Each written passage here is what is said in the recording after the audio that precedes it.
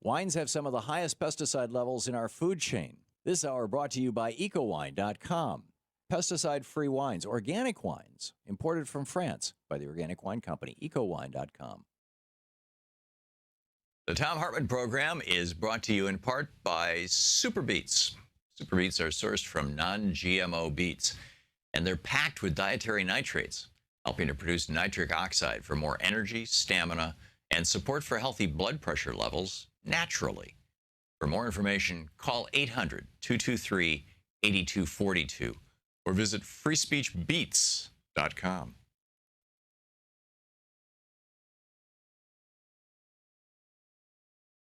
The Thom Hartmann Program is brought to you in part by the Aiden Forecast, an investment newsletter with weekly updates of leading market indicators and a monthly deep dive into what the details of the economy and the markets mean for investors and retirees.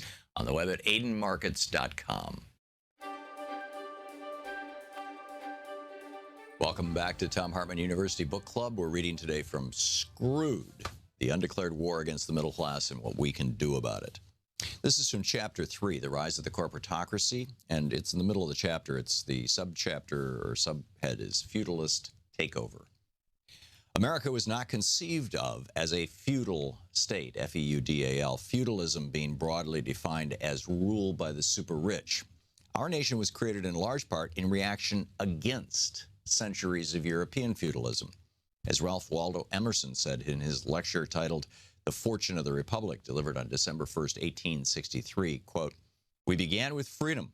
America was opened after the feudal mischief was spent. No inquisitions here, no kings, no nobles, no dominant church," end quote. Founding idea of America was that our country would not be ruled by a handful of very powerful rich men. America was founded as a country ruled by we the people. And for democracy to work, there had to be a strong and broad middle class. Even at our country's founding, there were some who who couldn't quite shake the idea that aristocracy was the way to go.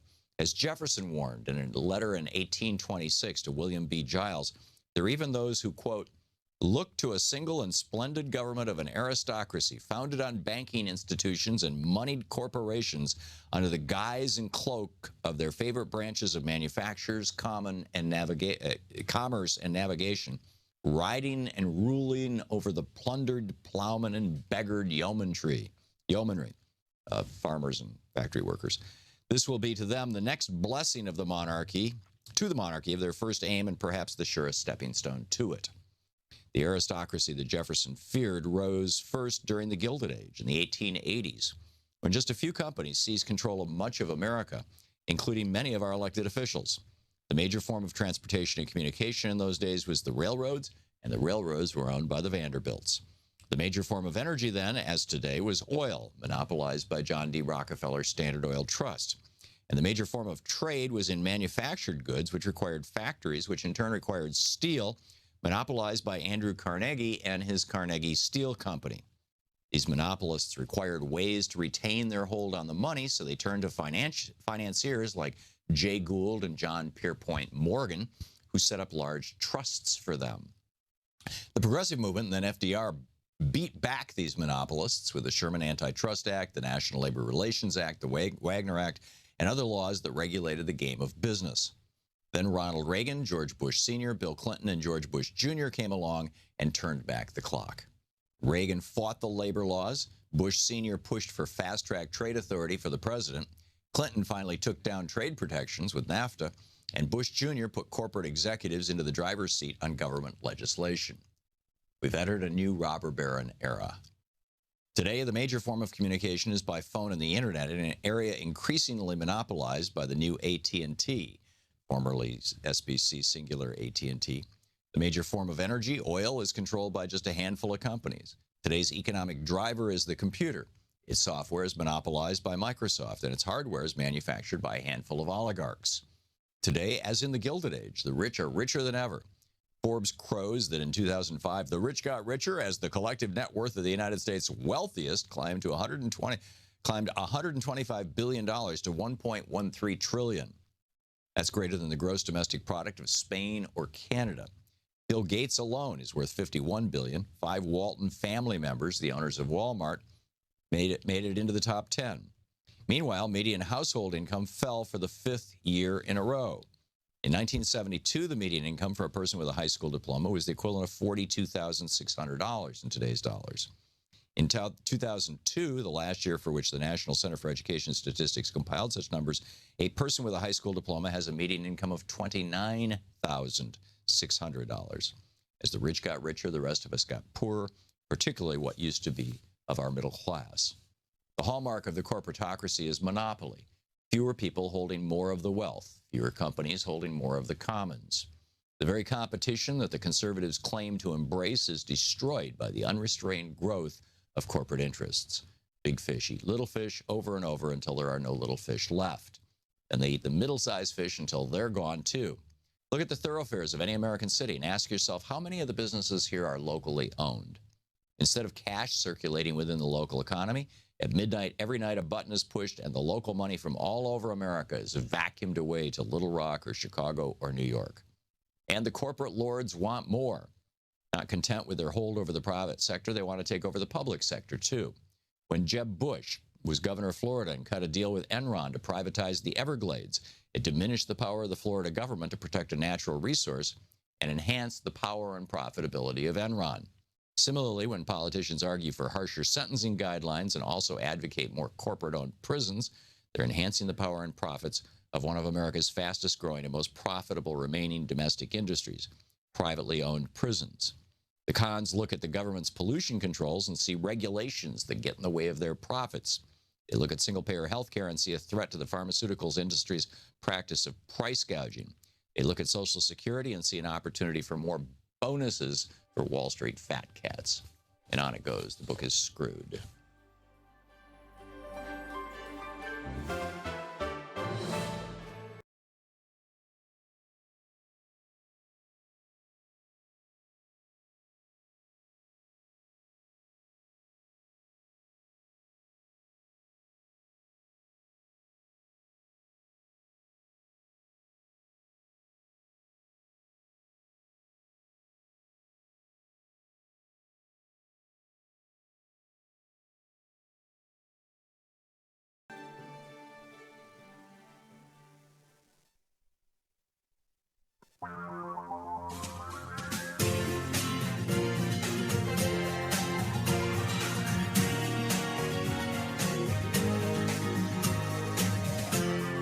This is the Thom Hartmann Program. And greetings, my friends, patriots, lovers of democracy, truth, and justice, believers in peace, freedom, and the American way. Well, we mentioned this briefly yesterday, but it's really turned into a thing. And this is Donald Trump's remarks about Andrew Jackson. And as a thing, I think it goes way beyond that. I watch Donald Trump on television. I listen to him on the radio. I get the clips on the internet, whatever. And it seems like he's got good days and bad days. It seems like there are times when his brain is working well, and there's times when he just seems really confused. And, that's typically associated with early stage dementia, but it could also just be, the guy having a bad day. I mean, it doesn't necessarily mean he's going, foggy on us. That said, I'm concerned that there are, not concerned, I mean, I'm thinking, it's looking to me like there are some Republicans who are looking at the possibility of maybe a 25th Amendment solution to the problem that they have with Donald Trump. Now, in many regards, Donald Trump has done exactly what the billionaires want, him being one himself, particularly with the tax thing, although it really wasn't a tax proposal. It was a one-page bullet-pointed piece of paper. It was just something, Trump demanded that somebody put together in time for, his 100 days. There is no Trump tax plan right now. There are suggestions for a possible tax plan, but nobody's developed one. But you start to wonder, you look at how he's behaving and what's being done, and, is he getting erratic and all this, or is it that actually some Republicans, now I know there are Democrats speaking out about this as well, but the Republicans are the ones that really amaze me. So first of all, here's an audio clip of Donald Trump talking about Andrew Jackson. Had Andrew Jackson been a little bit later, you wouldn't have had the Civil War. He was a very tough person, but he had a big heart, and he was really angry that he saw what was happening with regard to the Civil War. He said, "There's no reason for this." People don't realize, the Civil War. You think about it, why? People don't ask that question. But why was there the Civil War? Why could that one not have been worked out? Because the South wasn't willing to let go of their slaves. I mean, it's just real simple. And he's, Andrew Jackson would have solved the problem. Right. Well, Andrew Jackson, this Deneen Brown did some great research, or maybe this was easy to find. I was unfamiliar with it, but I'm not an Andrew Jackson historian. I'm pretty competent in the area from 1760 to 1808, but Andrew Jackson came after that, and that's not an era of American history. I mean, I know the broad brushes, but in 1804, Andrew Jackson was just a Tennessee slave owner. When he died, he had 150 slaves. I'm not sure how many he had in 1804. And he placed an ad in the Tennessee Gazette in October of 1804 that, well, actually, this is in the era that I'm familiar with. I mean, this was the last year of the first term of Thomas Jefferson's presidency, who was also a slaveholder. And Andrew Jackson's ad, his advertisement, had a picture of a slave, and the headline said, "Stop the runaway." And then underneath that, it said, "A mulatto man slave, about 30 years old, 6 feet and an inch high, stout-made and active, talks sensible, stoops in his walk, and has a remarkably large foot broad across the toes, will pass for a free man." And he said a reward of $50 plus reasonable expenses, and for $10 extra for every 100 lashes any person will give him, to the amount of 300. So catch my slave and give him 300 lashes. Rip the skin from his body, and I will pay you. That's the guy who's on our $20 bill. That's the guy who Donald Trump said, if he had been president, there wouldn't have been a civil war. Well, maybe not. Maybe he would have simply said to the southern states, okay, fine, secede. Or maybe he would have said to the southern states, okay, I'm on your side. We're going to force slavery on the northern states. I mean, who knows? But Andrew Jackson was a cruel man. I mean, this is the guy who initiated the Trail of Tears, who killed, who moved 100,000 Cherokee Native Americans, Indians, from Georgia to Oklahoma, and over 15,000 of them died along the way. After, by the way, the Supreme Court ruled it unconstitutional. So anyhow, back to my original point is, so we've got this, and this is just the latest thing. Then he's also saying, oh, yeah, I'd be honored to meet Kim Jong-un. And his staff and the people at the State Department are going, what? You don't say that. That's how you close the deal. You don't start a negotiation by saying, yeah, I'll recognize you. You say, if you want to have a meeting with me, you do this, and you do this, and you do this, and then we can get together and we can be friends. And then he calls up Duterte, the guy who's running the Philippines, who has bragged when he was the mayor of Duval City, I think it is called, or Davao City. Davao City? Davao City. Okay, whatever it is. Thank you, Troy. When he was the mayor of the city in the Philippines, he bragged about how he personally murdered a man.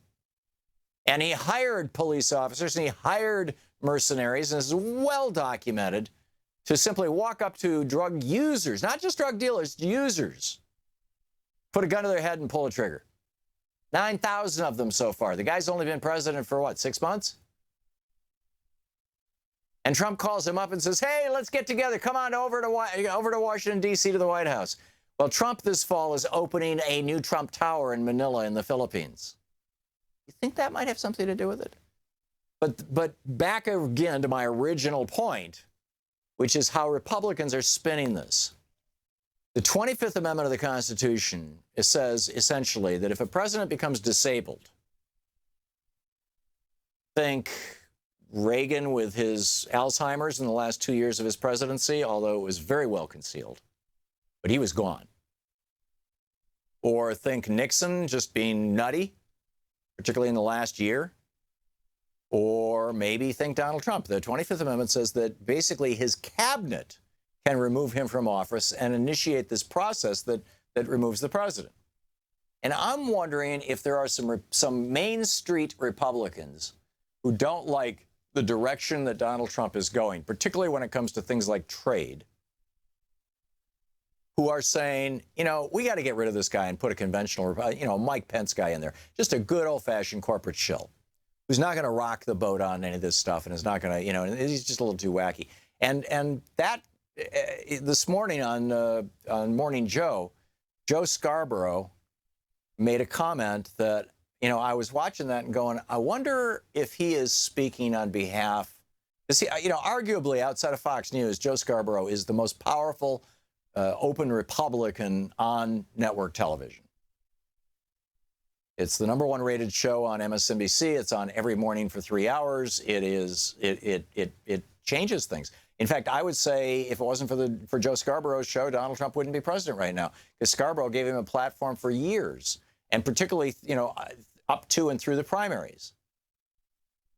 But in any case, here's what Scarborough had to say. Listen to this and just ask yourself, is he trying to set something up for the Republicans to remove this guy from office? Here it is.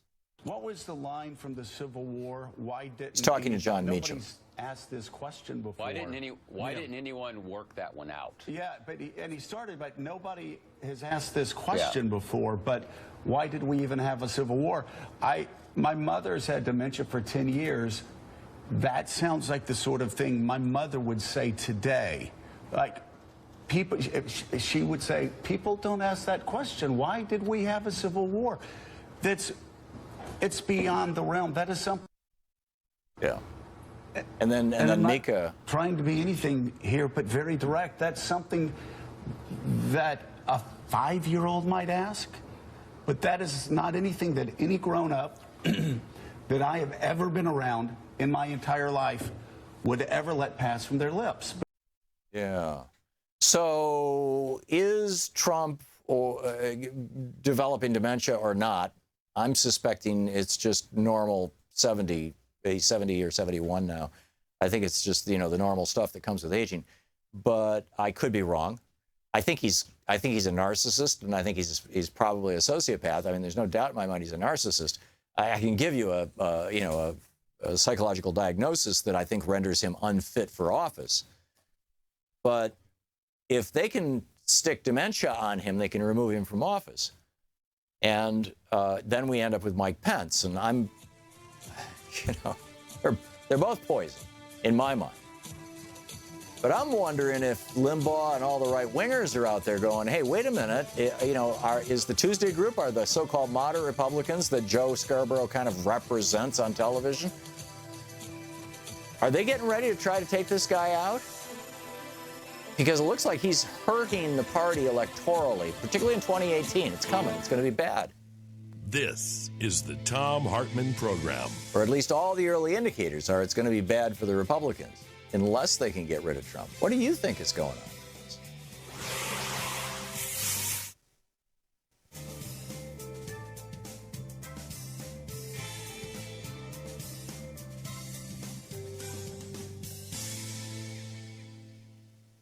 And welcome back. Jesse in Miami, Florida. Hey, Jesse, thanks for watching Free Speech TV. What's on your mind? Hey, hi, Tom. Oh, wow. Hey, you're talking about the Civil War and using Andrew Johnson as something that could have prevented it. Andrew Jackson. I got an idea that could have probably prevented it. I know there was talk that they offered to buy the slaves and give the slave owners, some money for their loss. So my idea is this today. Most, these rich people are not stupid. They know they're on the wrong side of history. I heard a comment yesterday, you can't compare black slavery to, indentured servitude and all of that. True to a degree, but the principle is basically the same. So what can you say to the rich to keep them from fighting to the last man, from losing everything? You got to give them a break. So Bernie support workers own that's the way we're going to go, whether we like it or not. You know, the people are going to have to own the economy, regardless of communism, socialism, and all that other stuff. The people have to own what they create. So this is what I would say. Give Cokes, whatever. Look, guys, you get a tax break, and, you know, you get something for what you lose. The people ain't going to, you know, take you to the gallows or whatever. Yeah. See, I think there's two issues here that you're identifying, Jesse. And number one, I'm with you, and I think you and I discussed this last week. You know, we gave all this money to the banksters, and basically, you know, we should have bought them. We should have just said, that's it. We now own your banks, like Sweden did in 1997 or like Iceland did in 2008. That's what we should have done. Instead, we just gave them free money. But, you know, we could also be doing that with the petro, you know, industry that's killing our planet right now as well. You know, with the fossil fuel industry, it's worth about $1.2 trillion. We could appropriate that money and simply nationalize all those companies, or basically buy 51% of all of them and drive it. So, you know, there are these kind of market solutions like you're talking about. But you know, what are your thoughts on Trump? You know, developing dementia, or, you know, I mean, do you think he's clueless, or do you think he's a racist? Do you think he really believes that a slaveholder, Andrew Jackson, could have prevented the Civil War that was started by slaveholders? I think he's all above. He's put there to challenge us to what we're going to do with them, because they know they're on the wrong side of history. So is they going to try to push off their richness to being temporary insanity? I'm trying to leave that alone and just try to say, look, guys, you're really worried about, you know, I'm here in Florida. They got a bankruptcy law that whatever you own and you file bankruptcy, you could keep. Your If house. you steal something, they take it all away. But if you steal it, a Ponzi scheme, a pyramid scheme, it's yours. You got a $100 million house, it's yours. Right. If you got a $100 million house from drugs, it's gone. So I'm just trying to say these guys are worried about losing it all. So if I have so much, and I'm here in Florida, and I could keep some of it, even though we consider immoral, but I'm used to it. Yeah. Well, that's why a lot of rich people are buying Florida real estate, you know, because it's protected from bankruptcy by Florida law. But again, we're kind of digressing a little bit. Jesse, thanks for the call. Good to hear from you. Thanks for watching Free Speech TV. We'll be right back.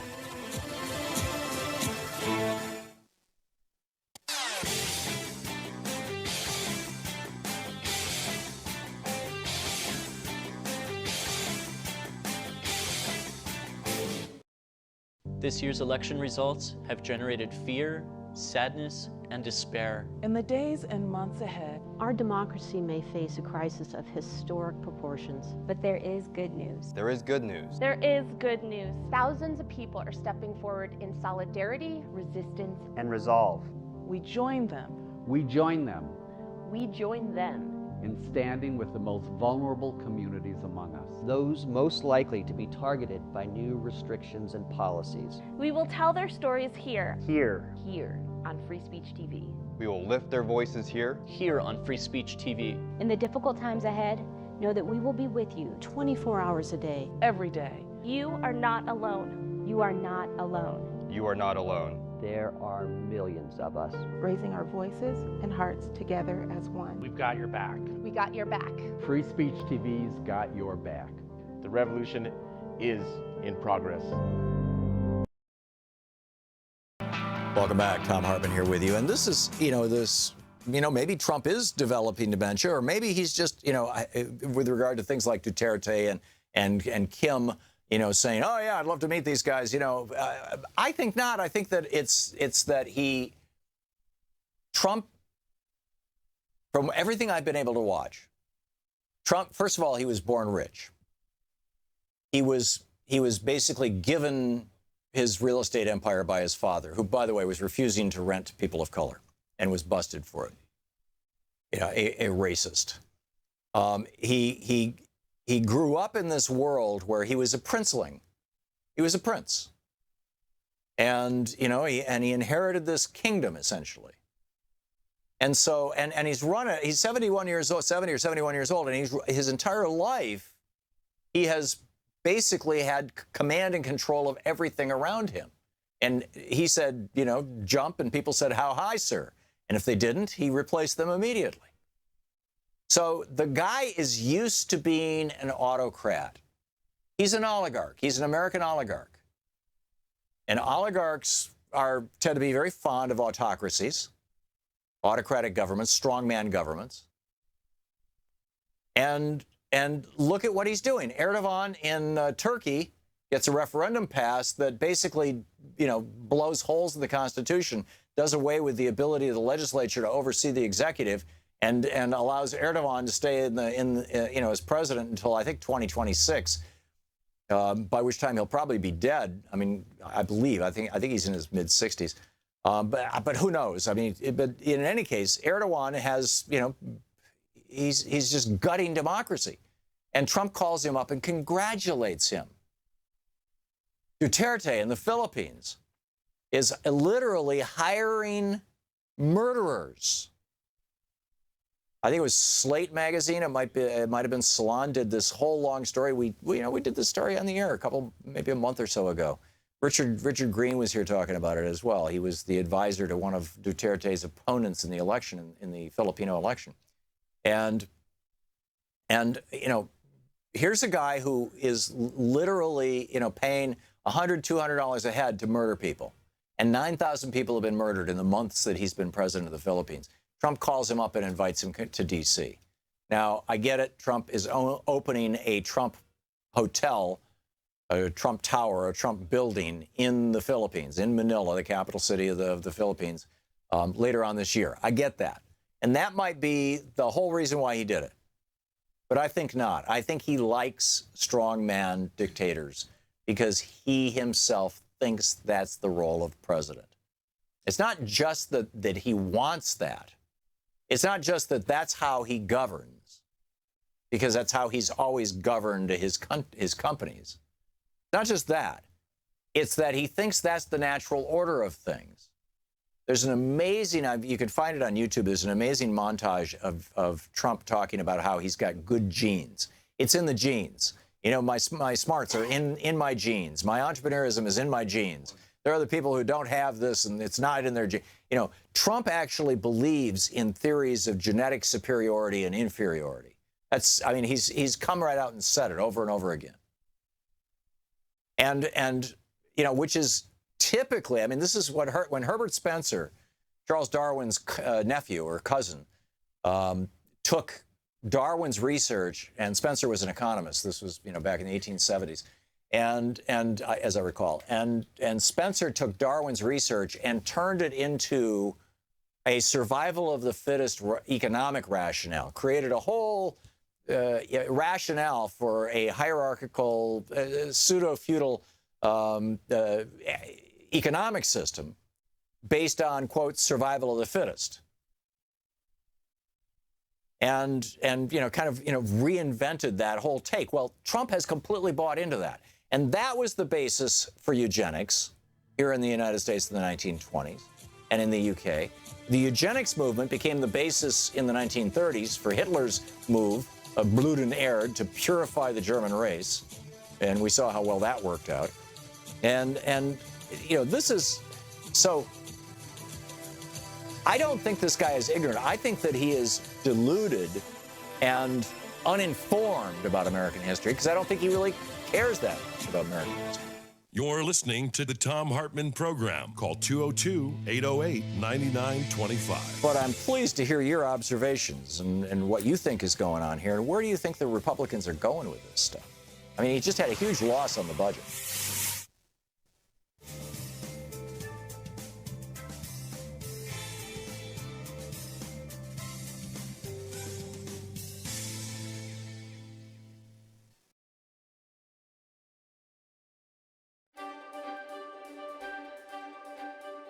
Thom Hartmann University Book Club. Today we're reading from The Crash of 2016, one of my favorites.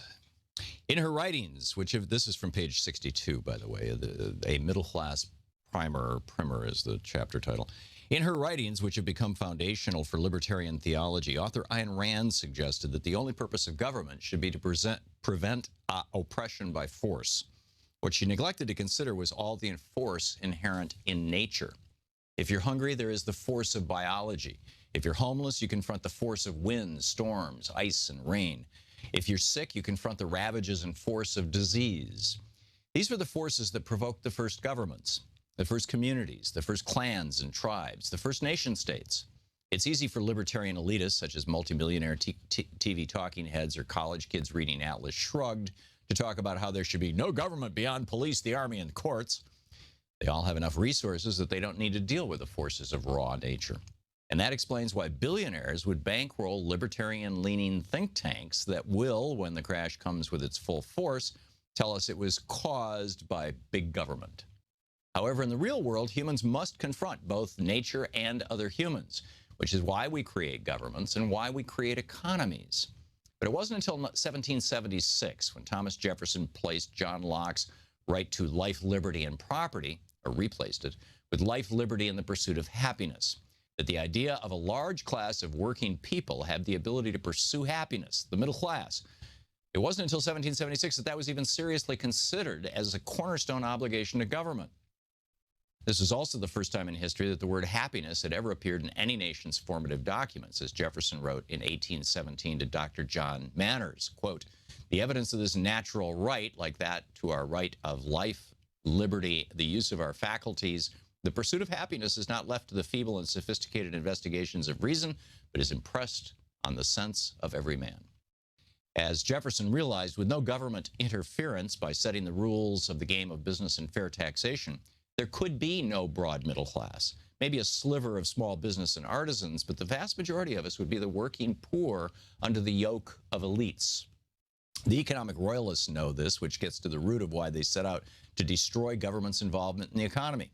After all, in a middle-class economy, they may have to give up some of their power, and some of the higher end of their wealth may even be redistributed, horrors of horrors, for schools, parks, libraries, and other things that support a healthy middle-class society but are not needed by the rich, who live in a parallel but separate world from the rest of us.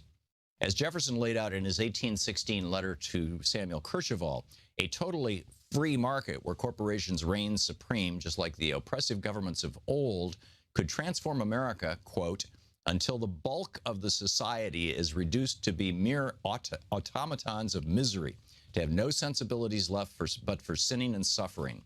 Then begins indeed the bella omnium in omnia, which some philosophers observing to be so general in this world have mistaken it for the natural instead of the abusive state of man.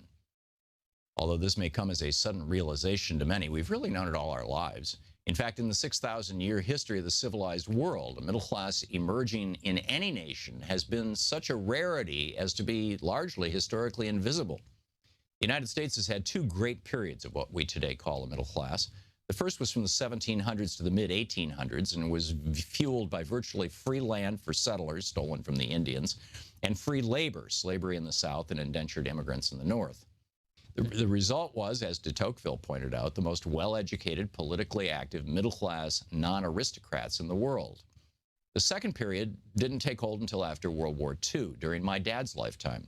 Unlike the first, which was fueled by free land and slaves, the second had to be carefully constructed with specific and what some might define as socialist policies put in place during the New Deal, which asserted more democratic control over the economy and workplace in order to keep the economic royalists in check.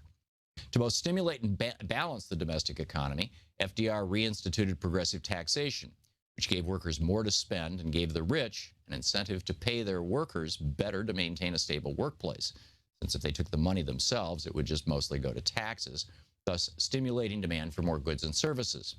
Progressive taxation has a long history. As Jefferson said in a 1785 letter to James Madison, quote, "Another means of silently lessening the inequality of property is to exempt from taxation all below a certain point and to tax the higher portions of property in geometrical progression as they rise." FDR eventually hiked the top income tax rate paid by the super rich in America to 90%. This had a twofold effect. First, it held income inequality in check and ushered in an era of equal income and a growth among all classes. Unlike the Gilded Age, When the economy grew at a blistering pace, but the gains were afforded only to the robber barons, the period between 1947 and 1980 saw unparalleled equitable growth. During these 30-plus years, the poorest fifth in America saw a 116% increase in their incomes. The middle fifth, 111% increase. Top 5% only saw an 85% increase. All income classes shared in the prosperity of the times when the top marginal income tax rate was above 70%. The second effect of a high income tax rate was to bring stability to the economy. And then it goes through the whole explanation of how that worked. The book is The Crash of 2016.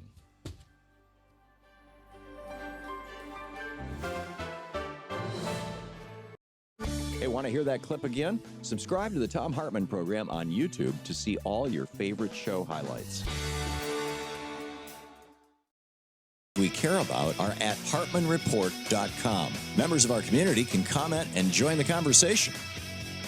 Another thing I just wanted to toss into the pot here. I found this fascinating, and don't know if you have thoughts on it. I mentioned aliens yesterday, as I recall. I was talking about might have been on Friday. Okay. Yeah, I've completely lost my sense of time in the last 30 years or so. It's amazing. I'm not even sure I ever had a sense of time, but I was talking about my experience when I was a little kid, thinking I saw flying saucers, and then when Nigel and I were driving one night by Stonehenge, and we definitely saw something that sure the hell looked like a flying saucer. Well, Ridley Scott's got this new Alien movie out. It's part of the old Alien franchise that goes back to the 70s. 1979 was the first. This will be the sixth or seventh, I guess, of the sequels. Alien Covenant, it's coming out. And of course, he's saying this for publicity, and I guess I'm giving him some, but I still think it's fascinating. Ridley Scott, he's 79 years old now. He says, I believe in superior beings. I think it's certainly likely. An expert I was talking to at NASA, have you ever looked at the night sky? You mean to tell me we're it? That's ridiculous. And, there are at least 300 galaxies that we know of. And, 300 billion galaxies that we know of. And each galaxy has a billion stars. And, it's just the odds of there not being intelligent life out there are like zero. Right? There's got to be intelligent life out there. Question is it going to come and eat us? I don't know. Anyhow, I'll share that with you. John in Minneapolis. Hey, John, do you think Donald Trump is ignorant or racist, demented? What do you think is going on? Or do you think that the so-called moderate Republicans, the Joe Scarborough guys, are trying to replace him with a more malleable Pence? Well, I don't think that. I just think he's absolutely ignorant. He's never really had to work to do anything, and now he's in a position that he really can't fill. He's just ignorant about the world, about foreign policy. But one thing he does know, and that is ruthlessness and money. And that's what he learned. He learned that from his grandfather, from his father. Let's face it, his grandfather was a brothel owner. I can just imagine what kind of conversations they had at the Thanksgiving table. This is the atmosphere that Donald Trump was brought up in. And, he has connections with dictators throughout the world. It's not just Duarte in Philippines. Yeah, and it's not just that, by the way. He also, as a New York developer, almost certainly had a lot of contacts with the mob. And had no problem with that. Yeah, the Gambino crime family, the Scarfo crime family in New Jersey, every place he's got.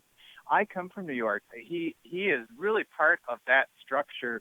And also he had connections with Indonesia, with two really slimy politicians. One is a developer of hotels that he's in business with. I don't know if you know that. Yeah. ISIS. Yeah. This person supports ISIS.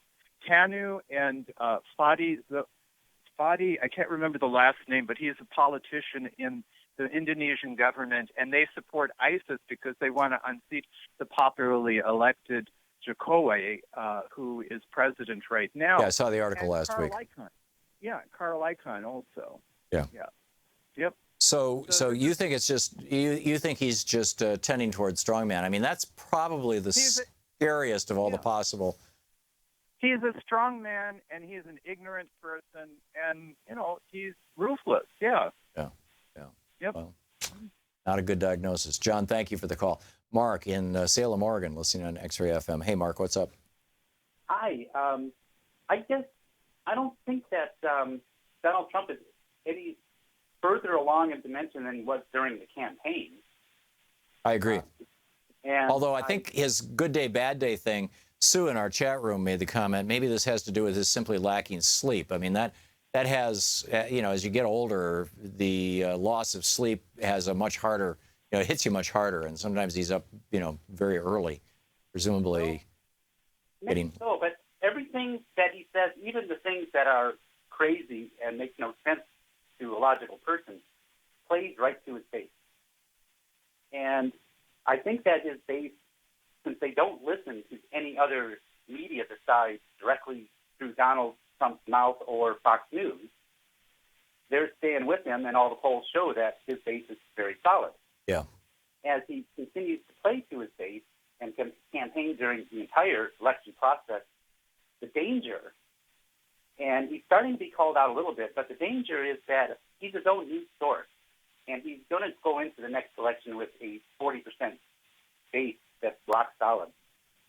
And if the Democrats do not put up a true progressive populist, he's going to win again. I don't disagree. I think the only way to beat populism is with populism, and this is a populist era right now. And it's frankly the Democrats embracing progressive populism yet. It depends on which part of the party you're talking about, which part of the country you're talking about, and there is a battle is probably too strong a word, but there is a struggle of some sort going on inside the DNC for what will be the future direction. Is the DNC going to hold to the populism that they at least embraced in their platform in the last campaign, with the Hillary Clinton campaign? Or are they going to revert back to the third way kind of, triangulation and work things out with the banksters stuff that characterized the Clinton years, and to some extent the Obama years, but mostly Bill Clinton, I think. Or are they going to go back to the New Deal and the Great Society, FDR and LBJ? And I agree with you, Mark. I think that if nationally, if they don't embrace a more populist agenda, that it's like where I live. I mean, I know a bunch of these folks, and many of them ex-military or even current military, who literally voted for Bernie in the primary and voted for Trump in the general election. And it had nothing to do with specific ideology. It had to do with wanting an outsider who was not part of what they perceived to be a corrupt system. And that's why they would not have voted for Jeb Bush, and they wouldn't have voted for Hillary Clinton. It's because they perceived them to be insiders. And that super simple analysis of insider outsider, I think, is the biggest thing that's going on in politics in the United States right now. And frankly, it's happening all over the world. You're seeing it right now in France. The two major political parties just both lost the primary, and now you've got Macron versus Le Pen, two political outsiders. And Macron is now starting to say, well, maybe we could do a Frexit, a French exit.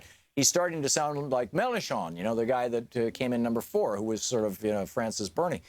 So, and of course, you got the Brexit going on in the UK, which was, even embraced by and driven by the Conservatives. Theresa May is a Tory. She's a Conservative.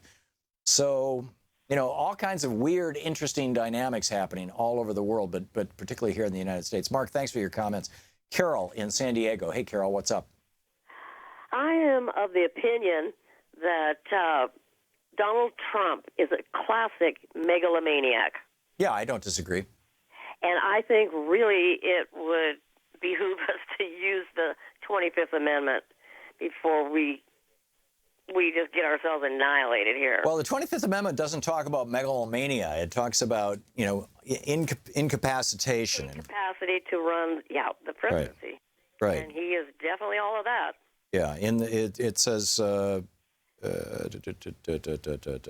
me get here. Maybe provide a transmission. Well, here's the whole process, but it It doesn't. It doesn't even. Yeah. Whenever the president transmits to the president pro tem of the Senate and the Speaker of the House of Representatives a written declaration that he's unable to discharge the powers and duties of his office, and until he transmits them in a written declaration, such powers and duties shall be discharged by the vice president. And this is after, the cabinet can basically do this, I believe. But an interesting one. Yeah, no, I think it's going to be necessary. I definitely do. Yeah, and the question is, are the Republicans driving this? Because, the Democrats are just standing around going, the guy's nuts. We're not, we're going to oppose him. We're going to fight him on everything. Unless he says something rational, and occasionally he does, but that makes the other Republicans even crazier. And so, the question is, where is this going to come from if there's a 25th Amendment solution, as it were? And then, the next question then becomes, what will America look like with a Pence and presumably Paul Ryan president and vice presidency? And that, I think, could be very, very problematic. Carol, thanks a lot for the call. We'll be right back with more of your calls and my thoughts and the news of the day right after. You're listening to Thom Hartmann. Visit thomhartmann.com for audio and video archives. Did you hear this, by the way, this morning on North Korea? 5 times Donald Trump said we're not safe. That's from the President of the United States, that's scary stuff.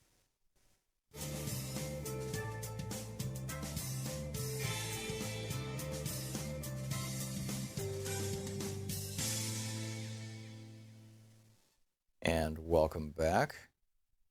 Dorothy in Hurley, New Mexico. Hey, Dorothy, thanks for watching Free Speech TV. What's on your mind? Well, first, I want to thank you, Tom, for all you're doing to help us at least remain with a little bit of sanity.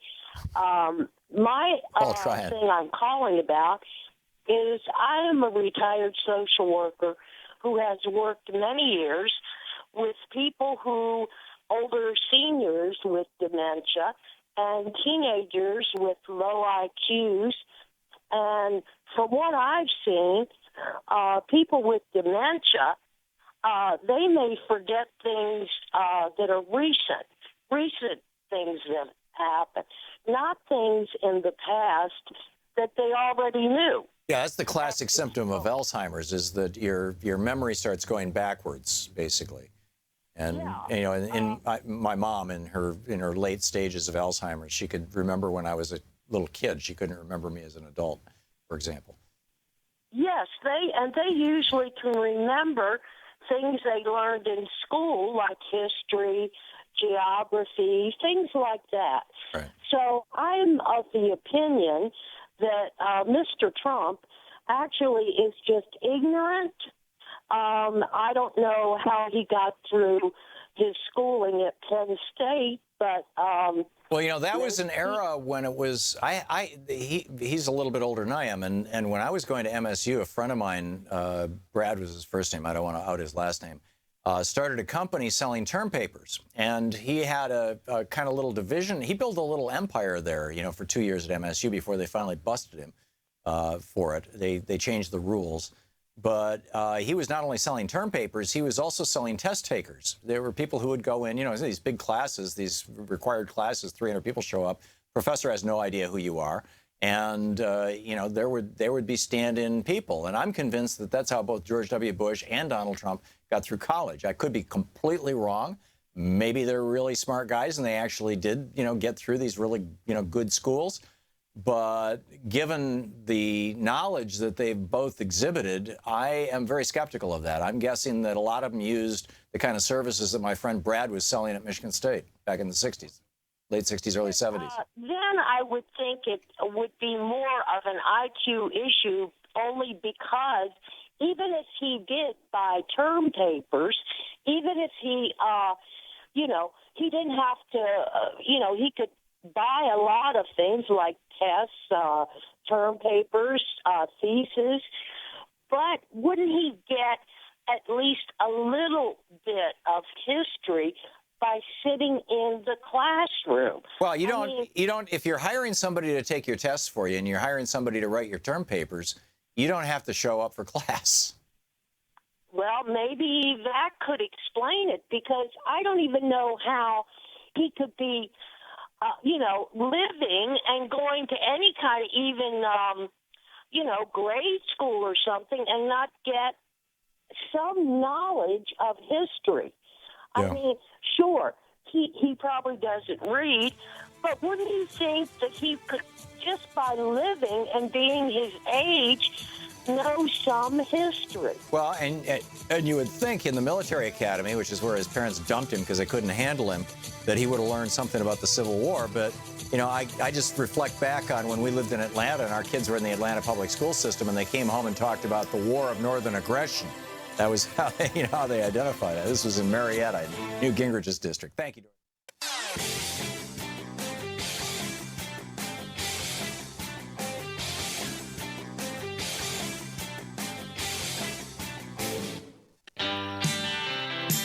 Welcome back. Joyce in Chatsworth, Georgia. Hey, Joyce, what's on your mind? Hey, Tom. Two things now, actually. I was born in Miller Beach, Indiana, which is a suburb of Gary, across the lake from Chicago. Went through the 8th grade up there, moved to Chattanooga, Tennessee at age 13, and I pretty much didn't even have to show up for class because I had already learned pretty much through 8 grades up there what I learned the next 4 years in Chattanooga. Yeah. However, I think Donald Trump is like Pittsburgh. He's a confluence. Instead of rivers, eugenics, because Robert Mercer is a big supporter of any eugenic movement, and he is a big Trump supporter financially. Right. Genetics, and he also thinks he's entitled. Yeah. The biggest thing about genetics, though, and like you, my mother passed from Alzheimer's. What I see, especially this past weekend, is almost what my mother would do to me. She would call me and tell me things 3 and 4 times, call me the next day and tell me the total opposite of those same things 3 or 4 times. Yeah. But I do think you're probably right. He probably had his own personal Brad. That's my guess. Is that I mentioned I had this friend Brad at MSU who started a company selling term papers and then expanded it to sell test taking as well. People would go in and take your test for you. And first it was the athletes, and then it became pretty much everybody. Finally, MSU changed the rules, and I think Michigan actually changed their state laws because they squashed him like a bug eventually. But I think that was like 72 or 73 by the time that happened. So Trump was going to college before that, and I'm of the opinion that the only way that Donald Trump or George W. Bush got through college was hiring people to do it for them, as a lot of rich kids did. So I was in high school. My brother was in college, and I did some of his work for him because I was bored in high school. Yeah, well, there you go. Well, you're a smart person. And we moved to Chattanooga from right outside of Chicago in 1960. Yeah. So you said you wanted to mention the 25th Amendment? You wanted to talk about the 25th Amendment, Joyce? Well, basically, the only problem with that is we'll end up with Pence. Yeah. Well, and also it takes a majority. Republicans kind of had themselves in a box, though, because Trump's base is not Pence's base. So therefore, they would lose out if they did it before 2018, because they would be putting someone else in office besides Trump, and they don't believe in the Republican Party per se. Yeah. So if we're all real lucky, we'll take back the House and the Senate in 18, and then we can get rid of him due to the Russia problem. And since Pence has been caught lying, and we don't know how much, as Donald calls him, Ryan knows. Right. So we may have, President Pelosi. Yeah, and then you get just a normal impeachment process. Yeah, and it goes to the vice president before it goes to the Speaker of the House. But, and I'm not sure that there's anything out there impeachable about Mike Pence. It's not impeachable to be creepy, to be creepy, crawly, weird, which is Pence. But excellent points, Joyce. Thank you for the call. Matthew in Smithfield, North Carolina. Hey, Matthew, what's up? What's up? Cell area. I don't know if you can hear me, sir. Yeah, I hear you fine. Oh, no, I'm not hearing you. Yeah, Matthew, I'm sorry. Your phone is breaking up. I'm going to put you on hold, and maybe Nate can work something out with you to change that.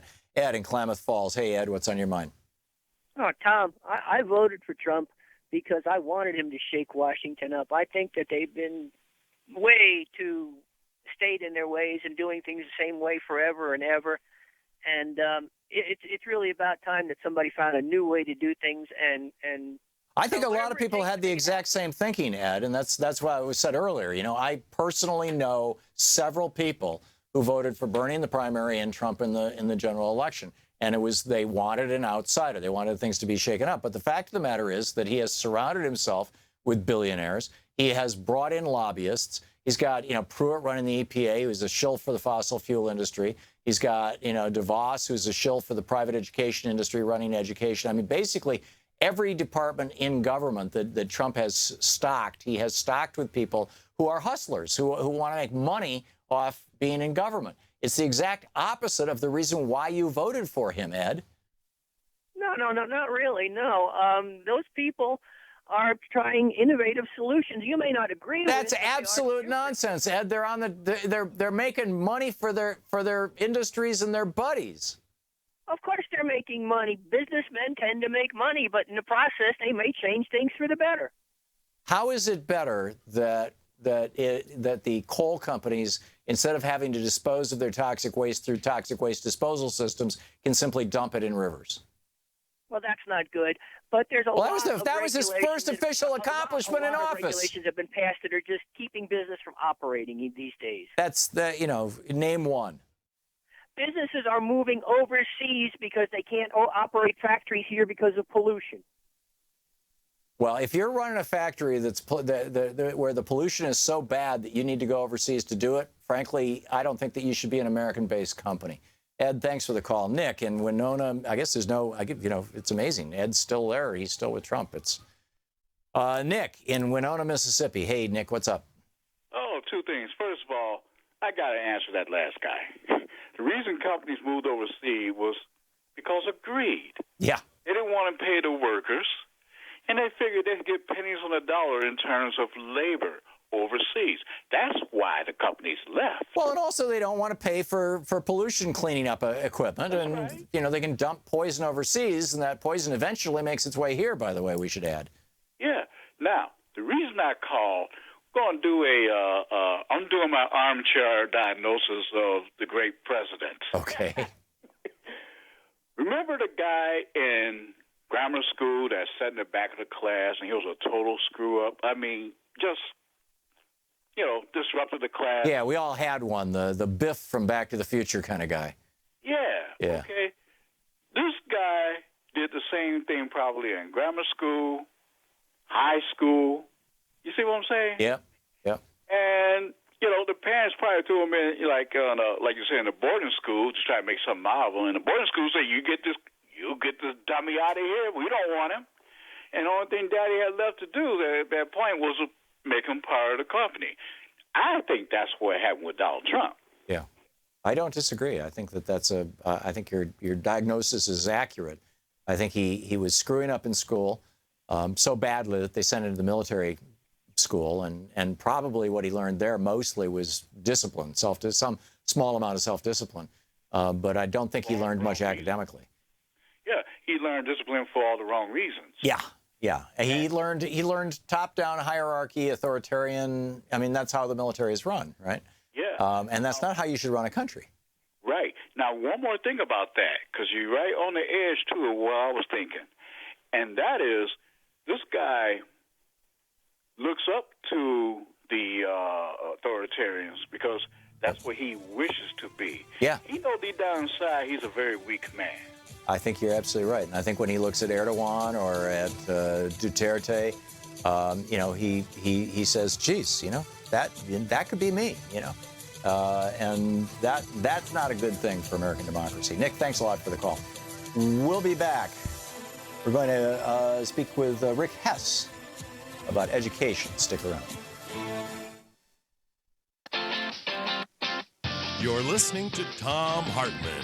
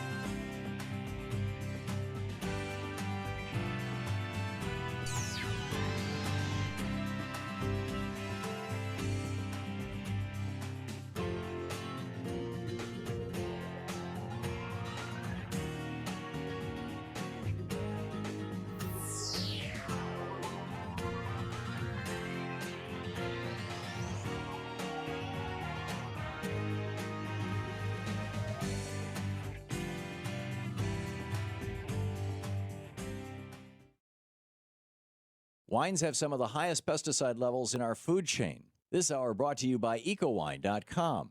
Pesticide-free wines, organic wines, imported from France by the organic wine company, EcoWine.com. The Thom Hartmann Program is brought to you in part by Super Beets. Super Beets are sourced from non-GMO beets, and they're packed with dietary nitrates, helping to produce nitric oxide for more energy, stamina, and support for healthy blood pressure levels naturally. For more information, call 800-223-8242 or visit freespeechbeets.com.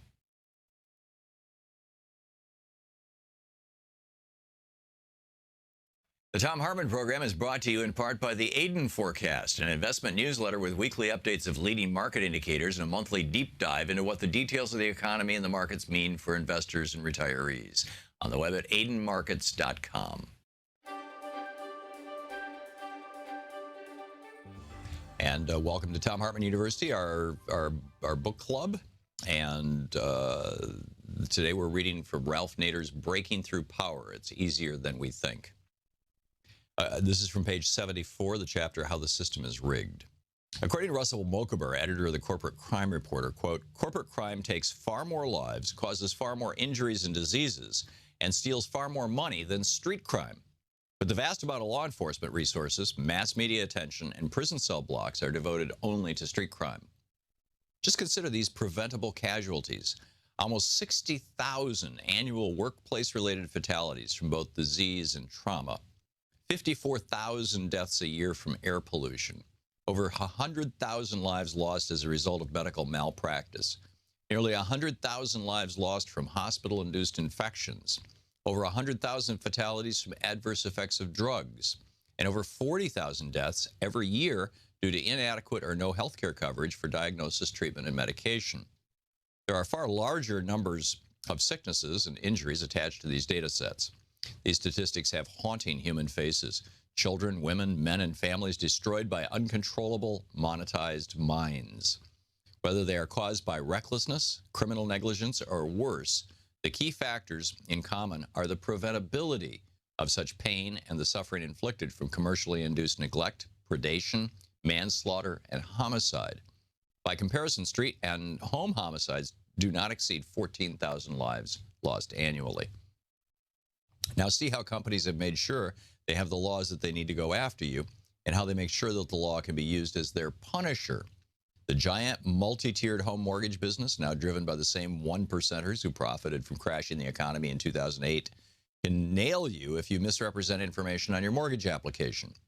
Suppose you say you're going to occupy your house as a principal residence to get a lower interest rate and down payment, and you don't for some reason. Lenders can call the loan and demand repayment if the mortgage balance is outstanding. Absent that payment, the lender can seize your home, foreclosure. In addition, by claiming you committed bank fraud, these companies can use the FBI against you. As the veteran housing columnist Kenneth R. Harvey warned, this can trigger severe financial penalties, prosecution, and prison time for ordinary Americans. But how many bankers feel the cold metal of handcuffs tighten on their wrists when their crimes rob American families of their homes and life savings? Health insurance companies have similar supporting laws to deny medical coverage by alleging illegal activities. This could mean anything from non-disclosure of traffic violations to gun accidents, even when there has been no conviction. It could mean something as vague as hazardous behavior, according to the New York Times. If a company paid you and comes back for their money, they can get you prosecuted for fraud. These corporate Goliaths are too big to fail. If they know how to enact laws to make sure that you are, and they know how to enact laws to make sure that you are too small to stop them. Corporate state culture, the plutocracy whom oligarchy is given an astonishing exoneration, so long as it claims that violence and mayhem are not their direct purpose, but an unfortunate byproduct that just couldn't be helped. Like when innocent people are accidentally killed by U.S. drone attacks, the government seems to quietly get a free pass. It's almost as if corporations get away with a permanent defense of an institutional insanity, a defense going global in terms of deadly supply chains, from horrific African mines to dangerous factories in China, in India, and Bangladesh. Deoxygenation and poisoning of the vast oceans, estuaries, rivers, and lakes. upping greenhouse gases into rapid climate destabilization, extending the range of infectious diseases due to habitat and ecological disruption and desecration, and changing the nature of nature itself through unregulated genetic engineering and nanotechnology. Even with 6 million slow, agonizing deaths a year globally attributed to the tobacco business, cigarettes are still demonically promoted by one-percenters who reap staggering profits from selling their addictive and poisonous product, especially in developing nations where regulations protecting children do not exist. The excuse is forever that corporatists have no intention, knowledge, or reason to do harmful things. The institutional insanity defense again. Or the manufacturers of weapons of mass destruction, whose militant advertisements say they are just helping the national defense, but are not at all responsible for their products' use in the coercive policies of empire and perpetual war. Is it institutional madness or infantilism? Did the World War II allies let the giant Krupp works in Germany get away with this excuse after the war ended? It's time for people to take away these rationalizations of omnicide from corporations that demand they be legally privileged as persons for their pursuit of profits, but not as persons for our pursuit of them as criminal predators and refugees from justice. In the 2012 U.S. presidential campaign, Republican nominee Mitt Romney, asked about corporate personhood, replied that it was a given, saying, "Hey, corporations are people, my friend," like it was a science fact he learned in 5th grade. This is no mere throwaway line. Billions of dollars of litigating, advertising, marketing, and corporatist commentary have been focused on driving this people image into our minds from childhood. Regularly, full-page ads show that Goliath corporations like Walmart or Lockheed Martin are just people like you. The ads are filled with pictures and names of the faithful workers who bring you goods and services. The book by Ralph Nader, Breaking Through Power.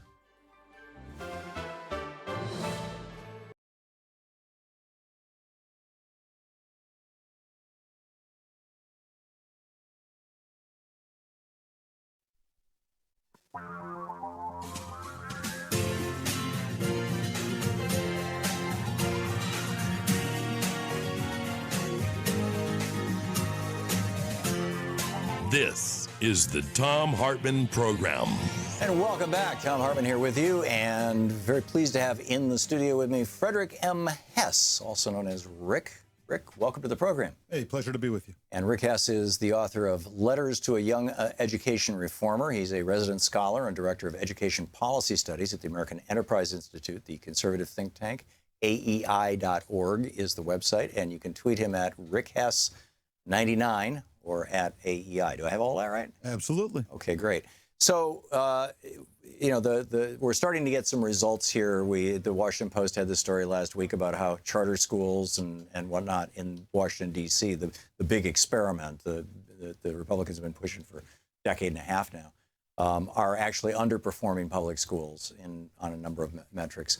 But rather than, I can cite studies showing charter schools suck, and I'm sure you can cite studies showing charter schools are fabulous.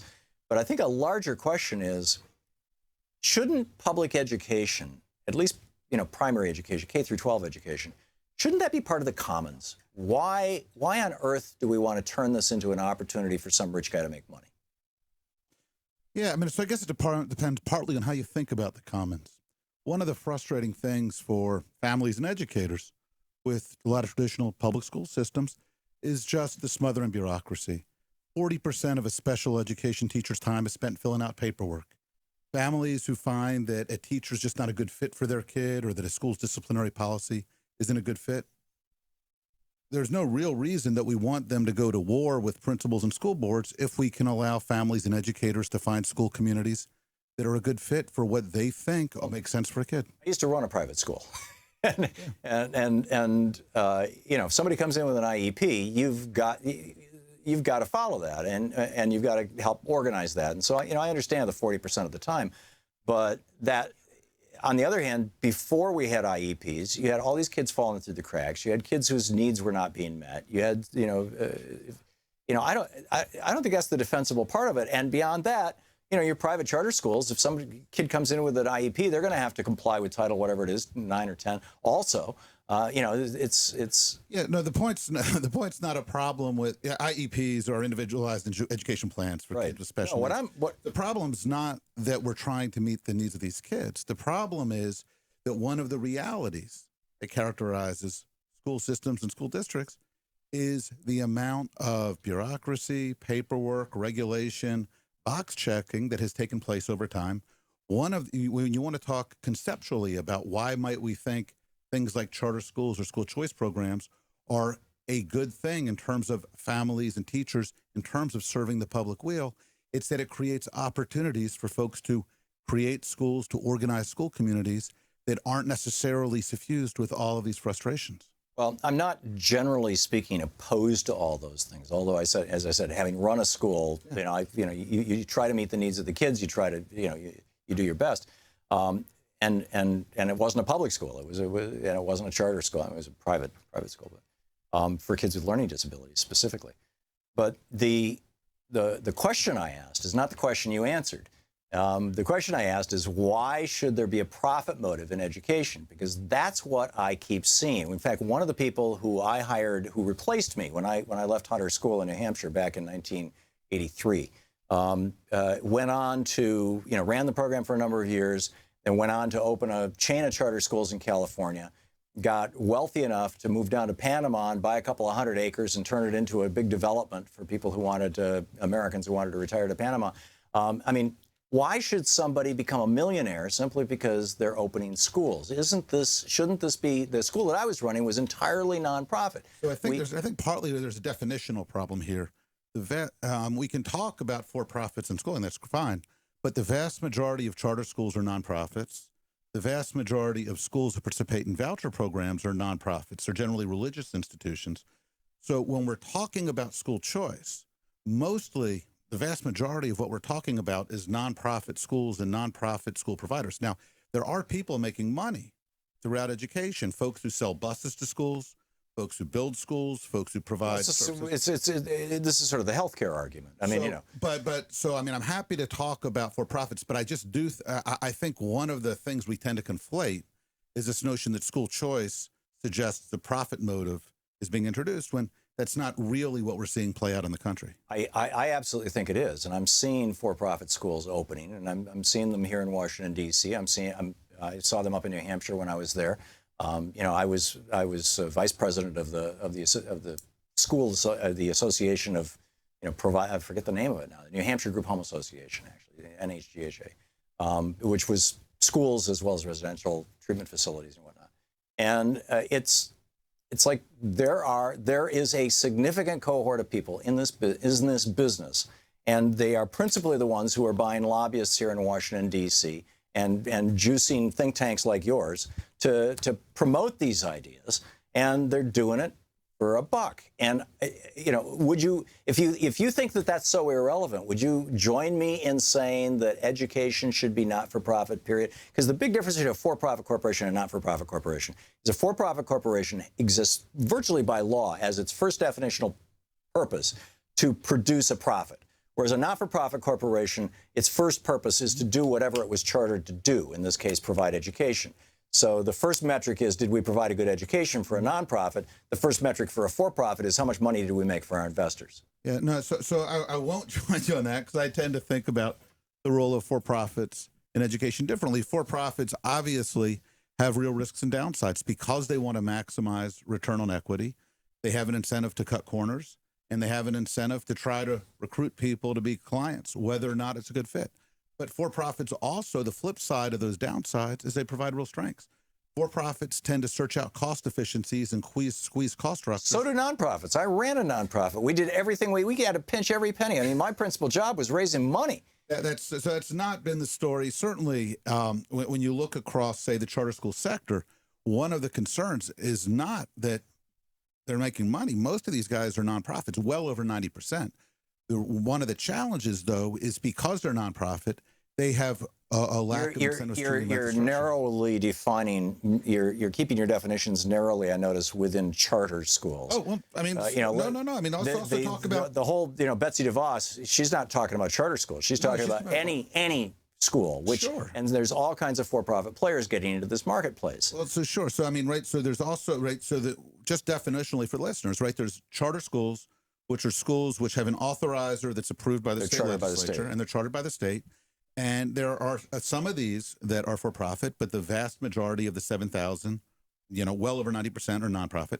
There are also voucher programs that allow families to use dollars that would have paid for their child to go to the local district school, and instead to have a sum in Washington, D.C. The Opportunity Scholarship Program is up to $7,500 per pupil, and they can use those to go to a private school of their choice.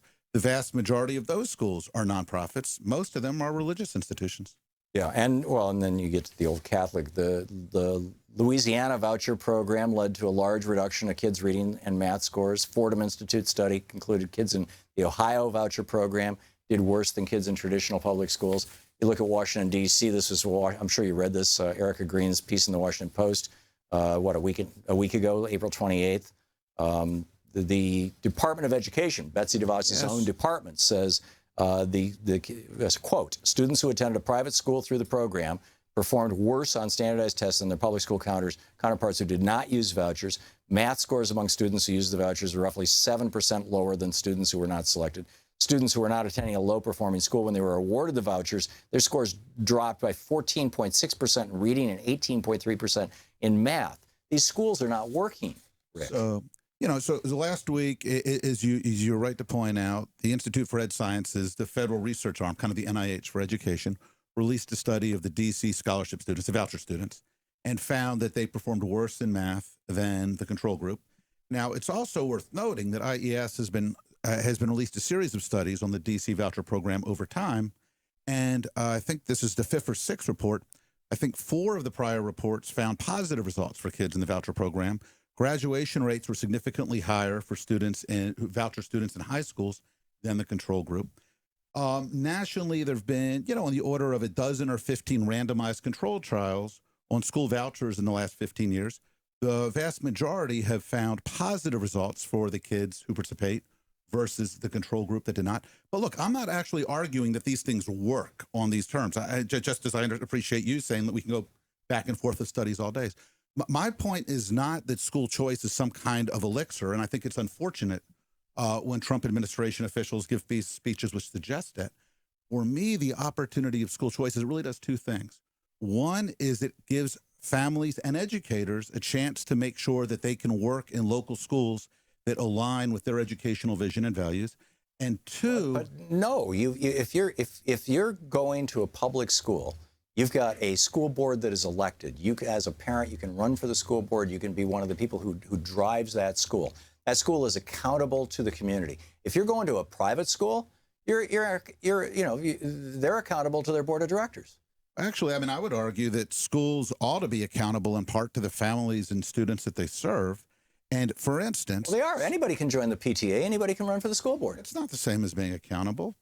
You've been on, you've sat on PTAs and had schools. There's accountability in public schools. There's a hell of a lot of accountability in public schools. Well, it partly depends what kind of accountability we're talking about. David Koch ran on a campaign in 1980 for vice president of the United States on ending all public education in the United States. I think there's a lot of people who are concerned that's still the position basically of the Cato Institute and many of the organizations that the Kochs fund. And that's the end game here, is no more what David Koch referred to as state schools, state indoctrination schools. No more of that. Why not just improve our public schools? For me, part of the argument about school choice is it's a mechanism for helping to improve schools. Look, one way to try to resolve it hasn't been demonstrated to work. It's been demonstrated not to work. So again, as you started out the segment saying, look, we can throw studies back and forth all day. I would argue in D.C. anyway, it's been demonstrated not to work. No. I think that's actually a mischaracterization of federally funded research. I would argue that if we laid out the IES reports on D.C. school choice, we would, a reasonable person look at this and say, this is more working for more kids than not. But for me, that's not the argument for school choice. Look, there are decisions that have to be made about should schools have uniforms or not. What kind of homework expectations should schools set? One way to resolve these issues is by having a school board come up with uniform policies for every family in every school in Washington, D.C. It occurs to me it's not necessary, however, that we have every family either subscribe to school uniforms or not. We can actually allow these things to change by school. Rick Hess, American Enterprise Institute, AEI.org. This is the Thom Hartmann Program. And you can tweet him at RickHess99. Rick, thanks for dropping by. Hey, thank you much. Appreciate it. Great to see you. We'll be right back.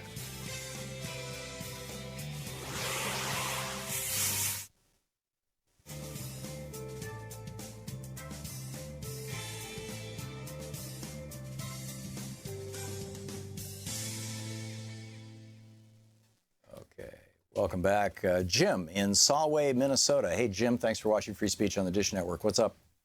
Hey, Tom. Wow, you guys really started kicking some numbers around there on that charter school stuff. Yeah, it's one of those. I mean, there's some good work being done in private schools. As I said, I ran one. There's also some hustlers coming into the field, and then there's also this third level of the libertarian agenda of doing away with public education altogether. And I see these private schools as a move in that direction. You get everybody going to getting a voucher, going to private schools, and then you just start dialing back the money for the vouchers, and boom, you've accomplished what David Koch wanted. That's my concern. But is that what you called about, Jim? No. Okay. But along that thought, years ago, I live in Minnesota, and years ago, with a high school diploma, a student could go to a VOTEC for free, a 2-year VOTEC for free. That used to be public policy in Minnesota. And, of course, sooner or later, the money people figured out that it was too expensive, and they've done away with it since then. And now the VOTEC is just as expensive as college or anything else. But for me, for a guy who wasn't destined to go to college, being able to go to a VOTEC and learn the electrical construction trade after high school because I had a high school diploma, that was a way for me to build a career for myself. Yeah, and a lot of people. Pardon me? And that's true of a lot of people. I mean, I became an entrepreneur without a college degree. One of my brothers was a union electrician and roofer. Another brother is a union printer to this day. Another one's a computer programmer. None of us graduated from college, and we all did fine. But that was, 40 years ago. That was a different era. A different time. So what I called about today is I think you're underestimating, or perhaps you're not getting all the information on President Duterte of the Philippines. Okay. He's got a long history of public service in the Philippines. He was the mayor of the city of Davao for a long, long time. Mm-hmm. And when he was first elected mayor of Davao, Davao was rated just as dangerous a city as perhaps Washington, D.C. or Detroit back in the 80s. You remember how dangerous those cities were back then? At least parts of them, yeah. Yeah, at least parts of them, correct. And Davao was on that list of dangerous cities, too. And now, under President Duterte, at that time Mayor Duterte's leadership, Davao, he turned Davao around, and Davao is now considered one of the safest cities in Southeast Asia. Well, number one, the economy has boomed in that region as a result of China going from third world status to, through developing nation, heading. I mean, China's economy is now larger than ours, and there's a knock-on effect with the Philippines. So it may have had nothing to do with Duterte, number one. And number two, his main contribution to making that city safer was authorizing the police to kill people. Is that really the model that you want to hold up? No, he doesn't. He bragged about it. He bragged about how he himself went out with the police and killed a guy. Yeah, look it up, Jim. Public service. He turned that city around. I'm not buying it. Jim, thanks for the call. I'm not buying what you're selling. We'll be right back. Stick around.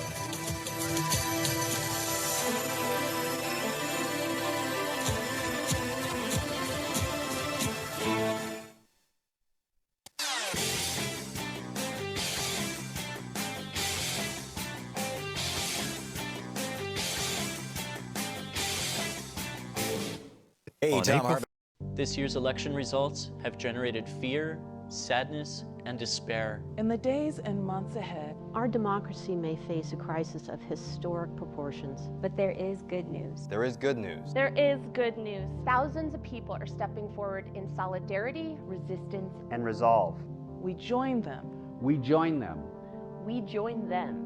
In standing with the most vulnerable communities among us. Those most likely to be targeted by new restrictions and policies. We will tell their stories here. Here. Here on Free Speech TV. We will lift their voices here. Here on Free Speech TV. In the difficult times ahead, know that we will be with you 24 hours a day. Every day. You are not alone. You are not alone. You are not alone. There are millions of us. Raising our voices and hearts together as one. We've got your back. We got your back. Free Speech TV's got your back. The revolution is in progress. Welcome back. Thom Hartmann here with you, and Tony in Stafford, Virginia. Hey, Tony, what's on your mind today? Okay, it's about them charter schools.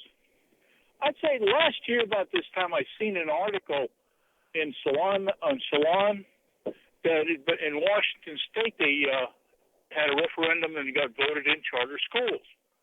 Well, it went to the Supreme Court and state Supreme Court, Washington State Supreme Court, and the Supreme Court ruled that if a charter school was to use taxpayer money, it had to fall under a elected school board.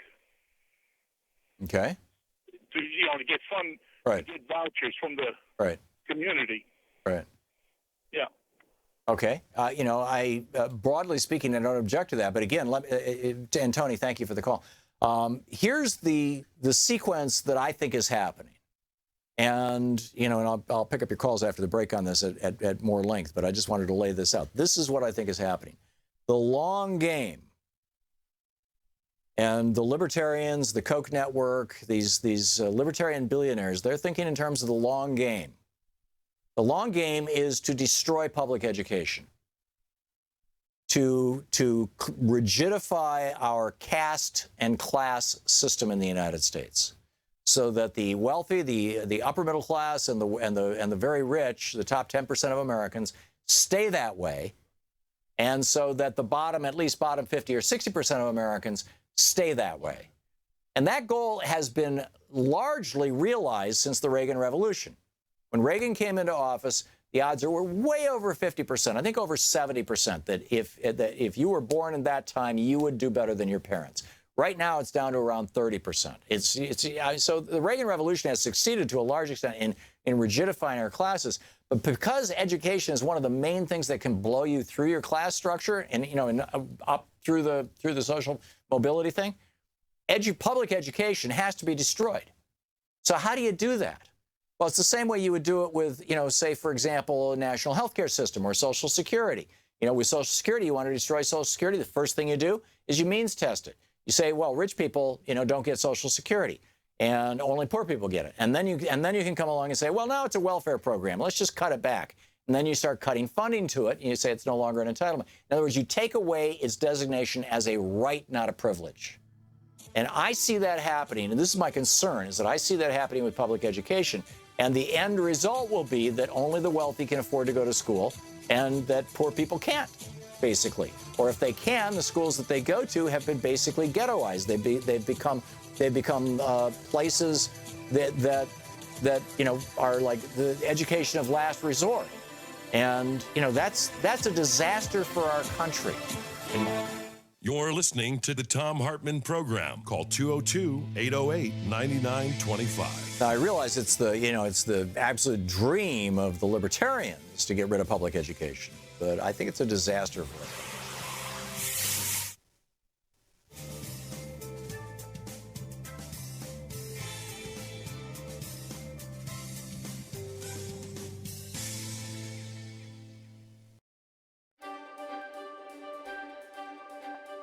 And welcome back to the Thom Hartmann University Book Club. We're reading today from Last Hours of Humanity, Warming the World to Extinction. We fight wars all over. This is from the last chapter, chapter 6, titled Staving Off Extinction. We fight wars all over the world for oil, and we don't even need it. That in and of itself is insane. But when you look at a 250-million-year-old piece of sedimentary rock and see that it's virtually barren of fossilized life forms, you realize that this is a hell of a lot more important than whether or not our country is going to fight stupid wars in far-off lands so the oil companies and the Koch brothers can continue to get rich. This is about the survival of life on this planet, at least as we know it. To hold back extinction, the human race must immediately limit carbon emissions. There are a number of ways to do this. To start with, governments around the world can simply set a limit on carbon emissions and begin fining businesses that pollute beyond that cap. If we want to make it more politically palatable and throw in some profit for the banksters who own so many of our politicians, we could also let businesses and banks set up an exchange and trade carbon credits. Businesses can buy the right to pollute or sell the consequences of their good behavior. In that way, the banksters get to skim a piece off the top, just like they've managed to do with pretty much everything else. This is our best chance to stave off extinction. However, it's politically impossible, at least for now. Although as the consequences of global warming further manifest themselves, political will for a hard cap will undoubtedly build, just like it did with sulfur dioxide that caused acid rain back in the 1980s. It's rarely discussed in the press, but President George Herbert Walker Bush successfully pushed through a cap-and-trade program for sulfur dioxide, which radically curbed acid rain. It's to buy humanity time in the short term, we may have to settle for a more modest proposal, such as a carbon tax.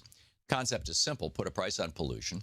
Under a carbon tax system, a business would pay, for example, $20 for every metric ton of carbon that they spew into the air.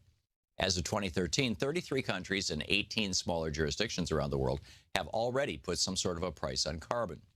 In February of 2013, China, the world's largest polluter of carbon, announced plans to implement a carbon tax themselves. And the European Union runs a carbon cap-and-trade system. In 2010, Congress nearly passed a comprehensive cap-and-trade law that would have kept carbon emissions at a rational level and required businesses that wanted to pollute beyond the limits to buy carbon credits on the market from other businesses that were polluting below the level. Though that measure died by a Republican filibuster in the Senate, elsewhere around the world, carbon taxes are flourishing. Alongside the EU's cap-and-trade system, several other European nations are also taxing carbon. They include the nations of Scandinavia, the UK, the Netherlands, Switzerland, and Ireland. Other like-minded countries include Costa Rica, which funnels tax revenues from carbon polluters to indigenous communities to help fight deforestation. South Africa, where new auto sales include a carbon tax, and full-scale carbon tax across most other industries have already been implemented. And India, which has a carbon tax of 50 rupees per ton on coal produced or imported into India. South Korea and Japan have also passed carbon tax measures. Several provinces in Canada have carbon taxes. And here in the United States, there are local carbon taxes in San Francisco, Boulder, and Montgomery County, Maryland. While quietly, business leaders and even Republican lawmakers are coming around to the idea of extending a nationwide carbon tax. For a moment, consider exactly what big oil is doing to our planet and how much money they are making in the process. The 5 biggest oil companies in the world, ExxonMobil, Chevron, Royal Dutch Shell, BP, and ConocoPhillips, dump roughly 1 billion pounds of carbon into our air every single day. A modest carbon tax that would cut their daily profits by about $10 million and still total for them a staggering $332 million in profits every day is something they can afford as one part of a comprehensive energy policy. It's the bare minimum that carbon polluters should be paying, considering the damages they're inflicting on our planet. Pollution costs, like global warming, are called externalities. These externalities also include the medical costs of increased asthma and cancer care associated with 1 billion pounds of pollution being burned into the air above our communities every single day. They include the costs of ecological devastation caused when oil rigs explode in the Gulf of Mexico or tankers run aground and spill open off the coast of Alaska. They also include the military costs of deploying armies around the world to ensure that the oil spigots in hostile regions keep flowing and the shipping lanes remain open. And they include the costs associated with climate change, costlier storms, rising sea levels, flooding, and agricultural devastation. Carbon polluters themselves pay for few, if any, of these externalities, but instead they try to pass the bill along to all of us affected by their pollution. That needs to change to prevent disaster. When the day comes that businesses know pollution is at their expense, they will begin to reduce their carbon emissions. Capping carbon levels alone won't work. Research out of the MIT Global Change Institute assumed a $20 tax per ton of carbon pollution, increasing 4% every year, and found that it would only modestly curb emissions. This carbon tax scenario falls well short of even the White House's goal of cutting carbon emissions by 80% by 2050. And it would come nowhere close to staving off the projected temperature increases that could take our planet over the extinction tipping point. So a carbon tax needs to be part of a broader plan that not only eliminates incentives for the use of carbon-based fuels, but altogether phases them out and replaces them with new, cleaner energy alternatives. This will require massive government investment in research and development. It's basically calling for a new Manhattan Project. The book is The Last Hours of Humanity, Warming the World to Extinction by Thom Hartmann. Want to connect with the show online? You can find the Thom Hartmann Program on Facebook, Twitter, and Instagram.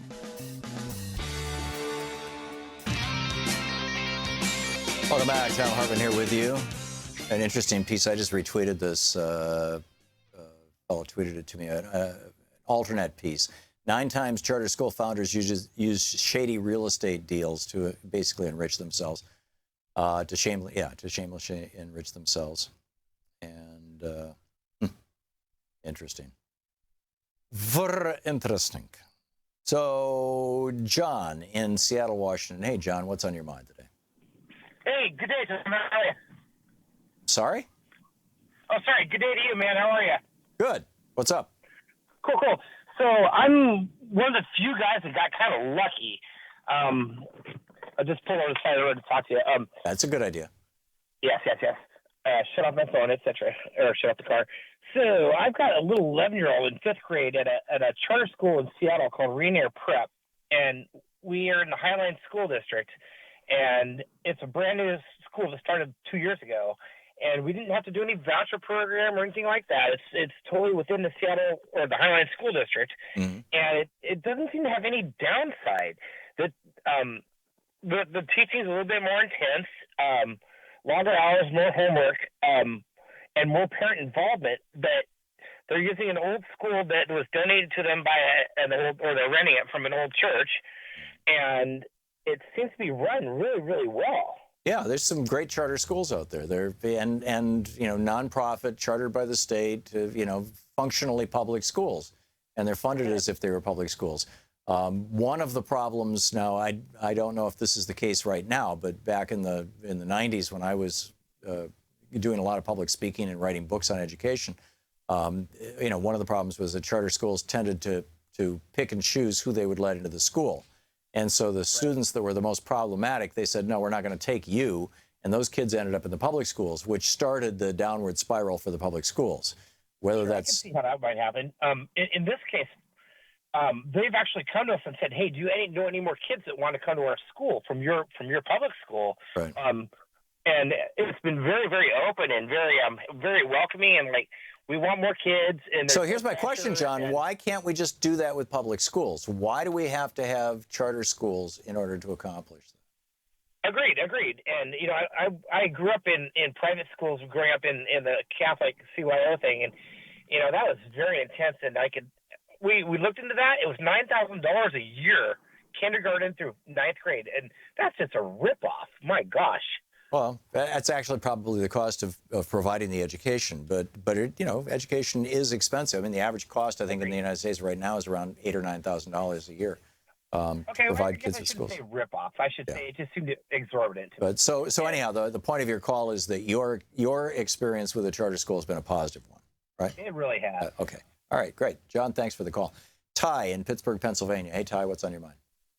Hey, my name's Ty. I call in quite a lot, but I'm from Pittsburgh, and I went to a charter school called Lincoln Park Performing Arts Charter School. Mm-hmm. I went there for just basketball, and this was underneath an umbrella called PA Cyber. Now, I don't know if you're familiar with PA Cyber. I never see you bring it up. I'm not. But the owner of our school in PA Cyber pled guilty to tax evasion. He was taking in $8 million a year. He had his own Florida condos, a jet, and I played on the basketball team at my school. I will say they gave us a lot of extra stuff. Now, I don't know why this is never brought up, but he ended up going to jail for this. And one of the biggest problems, like you said, was I loved my charter school. It was a great school to go to, but they picked and chose on who went there. Now, it was a great experience for me, but at the same time, at my older school I went to, where kids weren't allowed to go there, now they're all stuck in an environment where the majority of kids aren't qualified to go to charter schools and aren't as academically excelled. So that creates a rougher environment for them.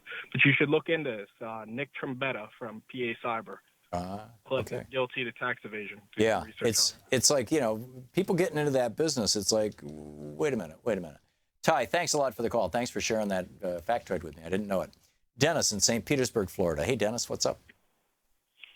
Hey, Tom, let me get this off speaker. Thank you. I've got a question. To the best of my understanding, I believe that the logic behind the vouchers is that if you're not sending your child to public school, therefore you shouldn't have to pay for it, correct? Well, basically the money will follow your child wherever your child goes. Okay, supposing you don't intend to have children for whatever reason.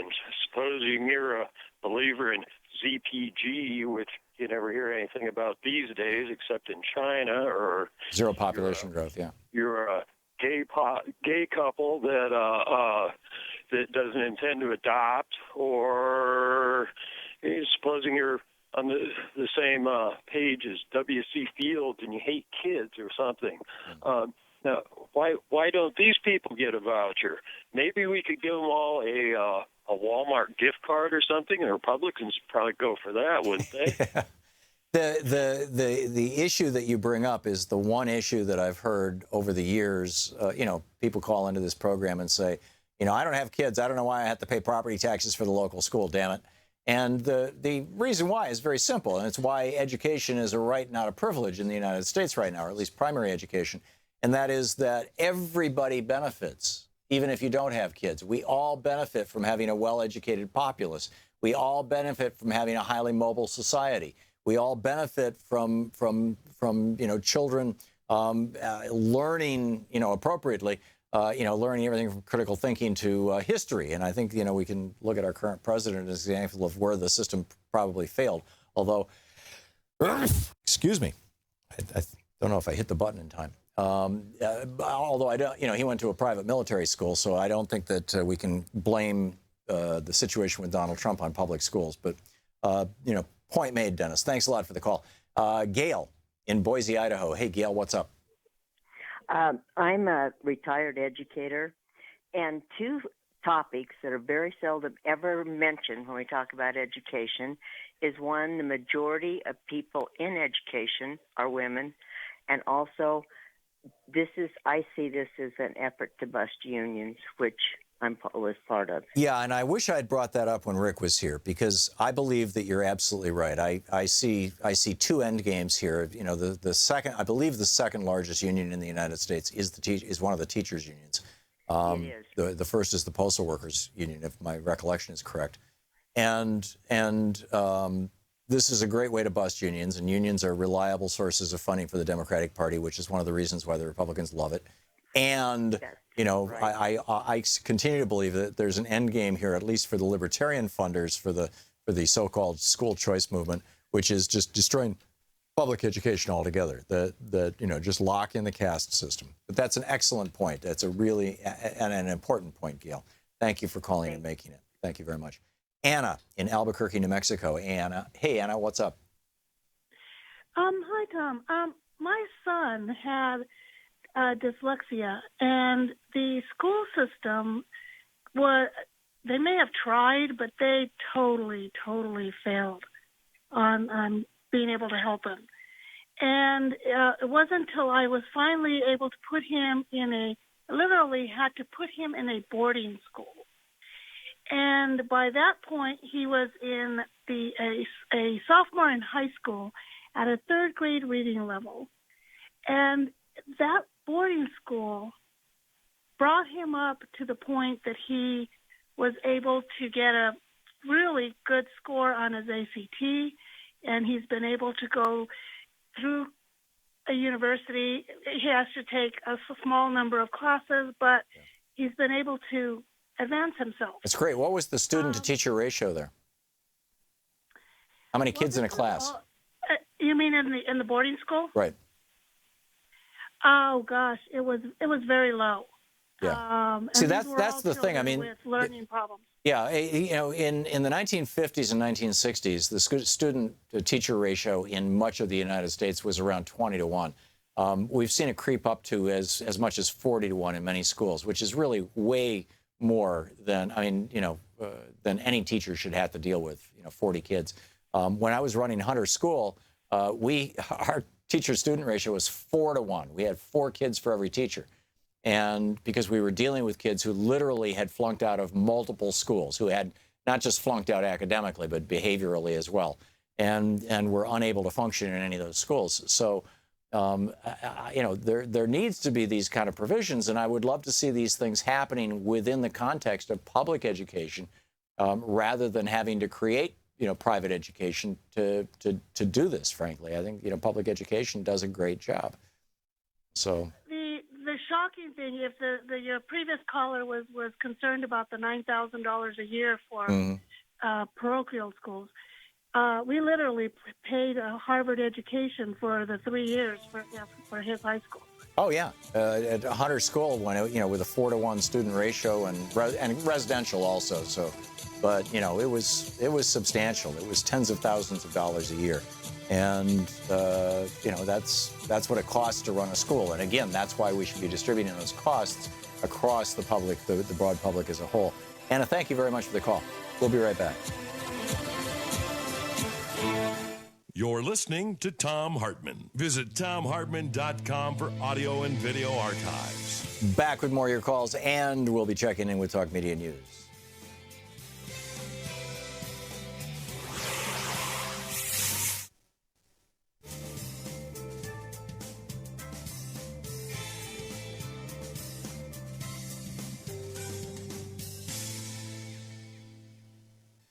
And welcome back, Gary in Brooklyn, New York. Hey, Gary, what's on your mind today?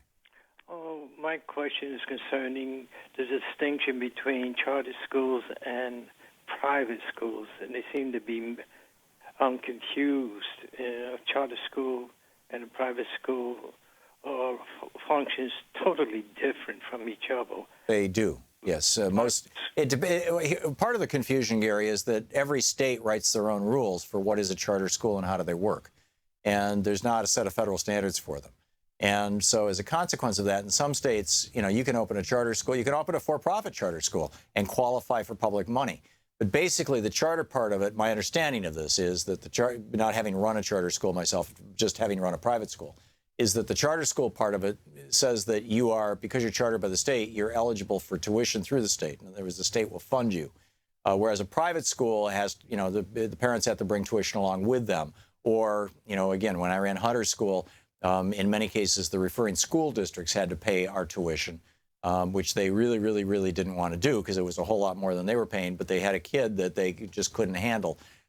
So, private schools have a lot more latitude in that regard. Does that make any sense?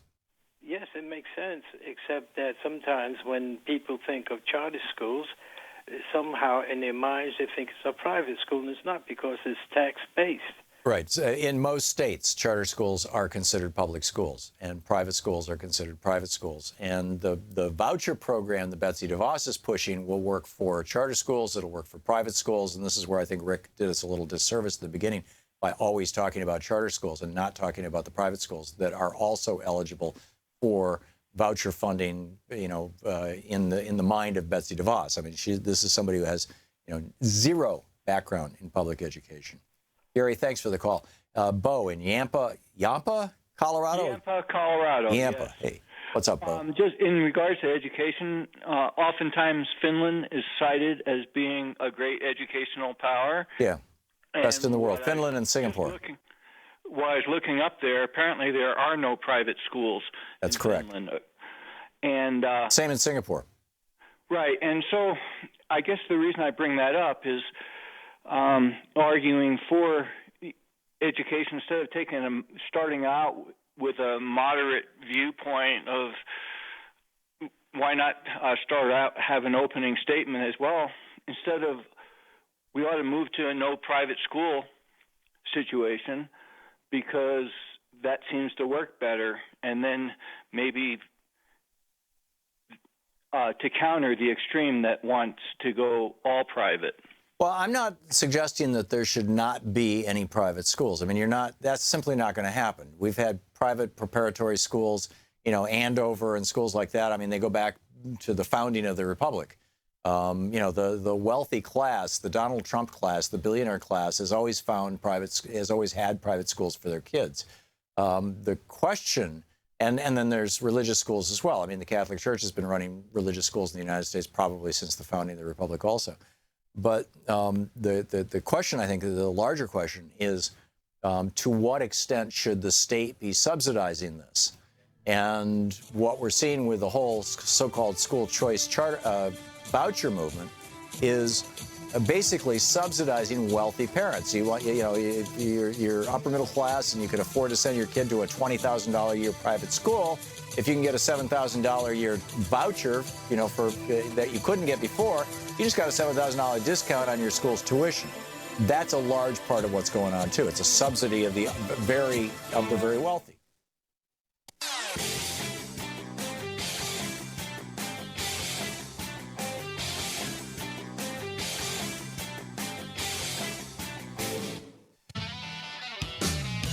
Welcome back. Thom Hartmann here with you, and let's check in with Talk Media News and find out what's going on in the world today. Brought to you by GoatsForTheOldGoat.com and Ellen Ratner's new book, Loving What You Do, The Elements of a Great Working Life. And on the line with us, Patrick Gavin with Talk Media News. Hey, Patrick, what's up? Hey, things are not looking great for Republicans in their effort to repeal and replace Obamacare for the second time. CNN actually just put out a whip count saying that they are potentially just one no vote away from not being able to make that magic number of 216. Paul Ryan telling Republicans in his caucus that he will put the bill on the floor once he thinks he has the vote. So it's a pretty safe assumption that that as long as that bill is not on the floor, Republicans may be facing a second embarrassing failure on this. I think they want to get things done before this Thursday when they go on a one-week recess. So there's a huge rush to get this thing done because I think once they head back to recess, any momentum they thought they had, at least earlier this week or late last week, will obviously potentially dissipate during that recess. I think in the Senate, things are not looking that much better either. I mean, Republicans can only afford to lose 2 votes. Susan Collins seems unlikely, I think, due to some proposed defunding of Planned Parenthood. Rand Paul is sort of the big question mark right now. Well, this could also be subject to a filibuster, couldn't it? Yes, exactly. So they need 60 votes. So it's going to be DOA. So if I'm a Republican in the House of Representatives, and I know that the hit on this bill is going to be that if you have a pre-existing condition, then you're going to be thrown into a high-risk pool, and the cost for your insurance is going to go from $800 a month to $25,000 a year. That's according to AARP, which is not a liberal organization. I mean, they're just like totally in bed with United Healthcare and all this kind of stuff. I'm offended by how conservative AARP is, and refuse to be a member because of that. But still, here you've got this, very conservative group saying, or let's say middle of the road, whatever, saying these high-risk pools are going to average cost $25,700 a year. So now, if you've ever had asthma, if you've ever had cancer, if you've ever had anything, basically, if you have a pre-existing condition, which is the vast majority of people over 30, then your health insurance is going to go from $6,000 or $8,000 a year to $25,000 a year. That's going to be poison for Republicans running for re-election. I'm sure you can too, Patrick, see the ads that the Democrats are going to run against them. So if I'm a Republican in the House of Representatives right now and I see this coming, and I know it's not going to pass the Senate anyway, and I'm just trying to vote for this thing because Donald Trump wants to have a victory and I'm trying to do something for him, why would I engage in that kind of political suicide? I don't think there's ever going to be a vote on this thing for this reason. No, I agree. And what's really interesting to me in watching this, and maybe it's only interesting because I've just become so jaded, is that it seems what's guiding the failures of Republican efforts is empathy, meaning the things that they're getting the most flack for are things like stripping away the pre-existing conditions. These sort of basic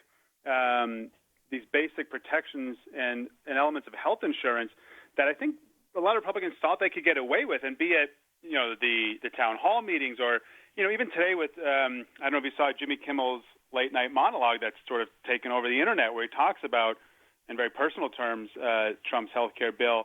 They're just it really goes back to that whole idea of, especially that people don't like to let go of things once they have it. There's never, it seems to me, there's never been more momentum for Obamacare than now. I think you're absolutely right. I think you're absolutely right. People start to think about, well, what am I going to lose? Oh, I didn't even know that I had that. I didn't know that was a protection in place for me, but now that I do know that, I like it. And even if I don't need it, this idea that my neighbor might not have that. Well, and the other big problem that the Republicans have is that Obamacare was the Republican alternative. Yeah. Harry Truman introduced single-payer health care legislation and never got to a vote. But Harry Truman, he talked the Germans into writing it into their constitution, right, as a provision of rebuilding Germany after World War II, and the Japanese as well. And he couldn't get it in the United States, but he got it overseas, and it works really, really well. That's the Democratic alternative. The Republican alternative is Obamacare.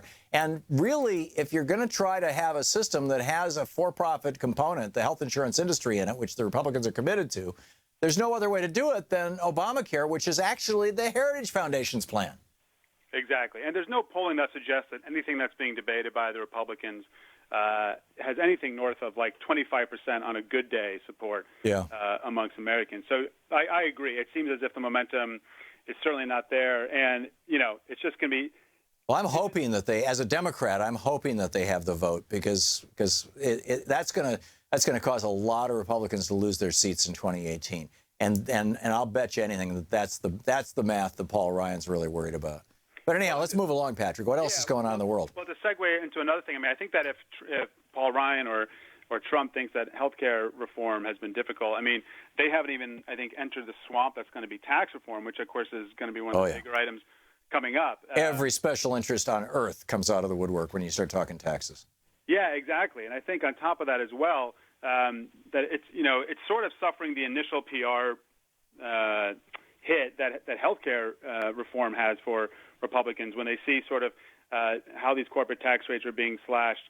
And I think that in a lot of ways, healthcare reform might provide some cautionary tales, I think, for Republicans and tax reform in terms of, there's a populist bent to a lot of this anger coming out. And so far, the healthcare plan, the tax reform plan just doesn't sync well with that at all. So I think that tax reform might be the next headache that Republicans have to deal with. Yeah, it's going to be interesting. And Donald Trump today tweeting that he wants to see a government shutdown in September. He wants to do away with the filibuster so that he can pass any kind of legislation he wants.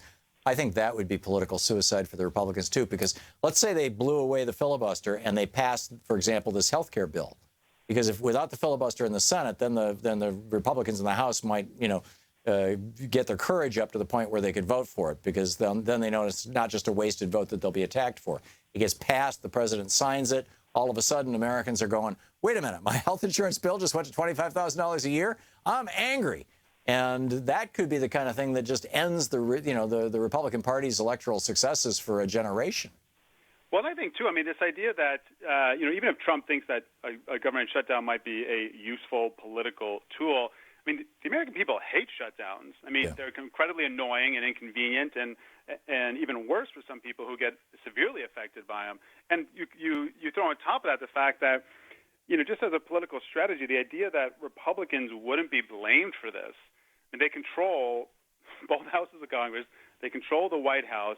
If there's a government shutdown, which annoys the hell out of people, of course, fault's going to fall at the Republican hands. To say nothing of the fact that to have a president cheerleading the shutdown of the thing he's supposed to be propping up is it's very strange. It's very strange. Patrick Gavin with Talk Media News. Hey, Patrick, thanks a lot for dropping by today. Take care. We'll be back in just a minute with. Actually, we've got a guest coming up in our next hour. Larry Cohen. He's here, the board chair of Our Revolution. We're going to find out what's going on with the revolution. Stick around.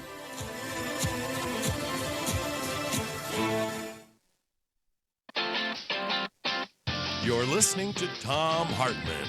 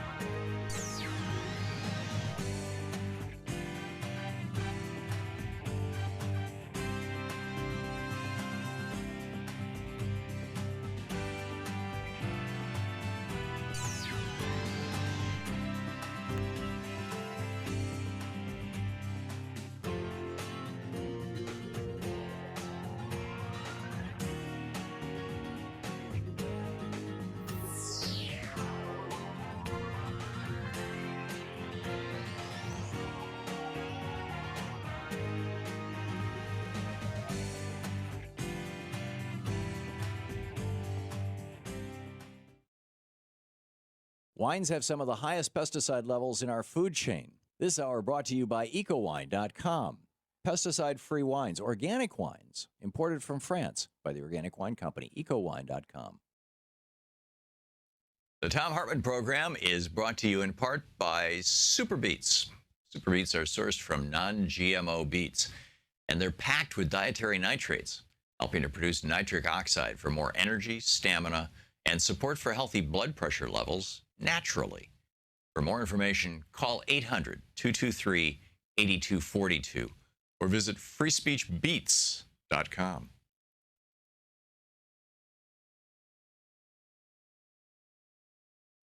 The Thom Hartmann Program is brought to you in part by the Aiden Forecast, an investment newsletter with weekly updates of leading market indicators and a monthly deep dive into what the details of the economy and the markets mean for investors and retirees. On the web at aidenmarkets.com. And welcome to Thom Hartmann University Book Club. Today we're reading from The Crash of 2016. This is one of the very last chapters is titled Green Revolution. Just as America now faces an unsustainable thirst for energy, so too was Germany faced with a power crisis in the late 1990s.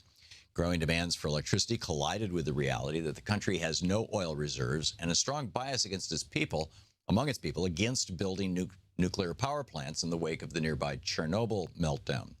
Yet the government knew that the country needed the electricity, equivalent of at least 1 or 2 new nuclear power plants over the next decade. So how to generate that much electricity without nuclear power?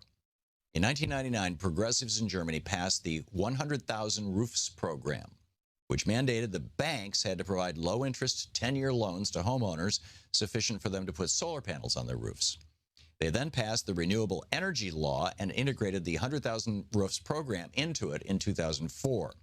The Renewable Energy Law, REL, mandated that for the next 10 years, the power company had to buy power back from those homeowners at a level substantially above the going rate so that the homeowners' income from the solar panels would equal their loan payments on the panels and would also represent the actual cost to the power company to generate that amount of power by building a new nuclear power plant.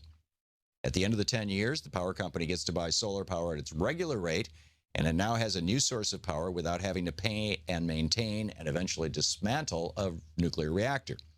In fact, while the reactor would have a 20 to 30-year lifespan, the solar panels typically last 50 years. For the homeowners, it was a no-brainer. They were getting low-interest loans from banks for the solar panels, and the power companies were paying for the power generated from those panels at a higher rate, high enough to pay off the loans. It was like getting solar power panels for free. If anything, the government underestimated how rapidly Germans would embrace the program, and thus how quickly power would be produced by the program. By 2007, Germany accounted for about half the entire world's solar market. Just that one year, 2007, saw 1,300 megawatts, and a megawatt is 1,000,000 watts, 1,300 megawatts of solar generating capacity brought online just across Germany. For comparison, consider the average generating capacity of each of the last 5 nuclear power plants brought online in the United States. That capacity is 1,100 megawatts. So Germany had 1,300 megawatts just in 2007 added. In 2008, Germany added 2,000 megawatts of solar power to their grid, like 2 nukes.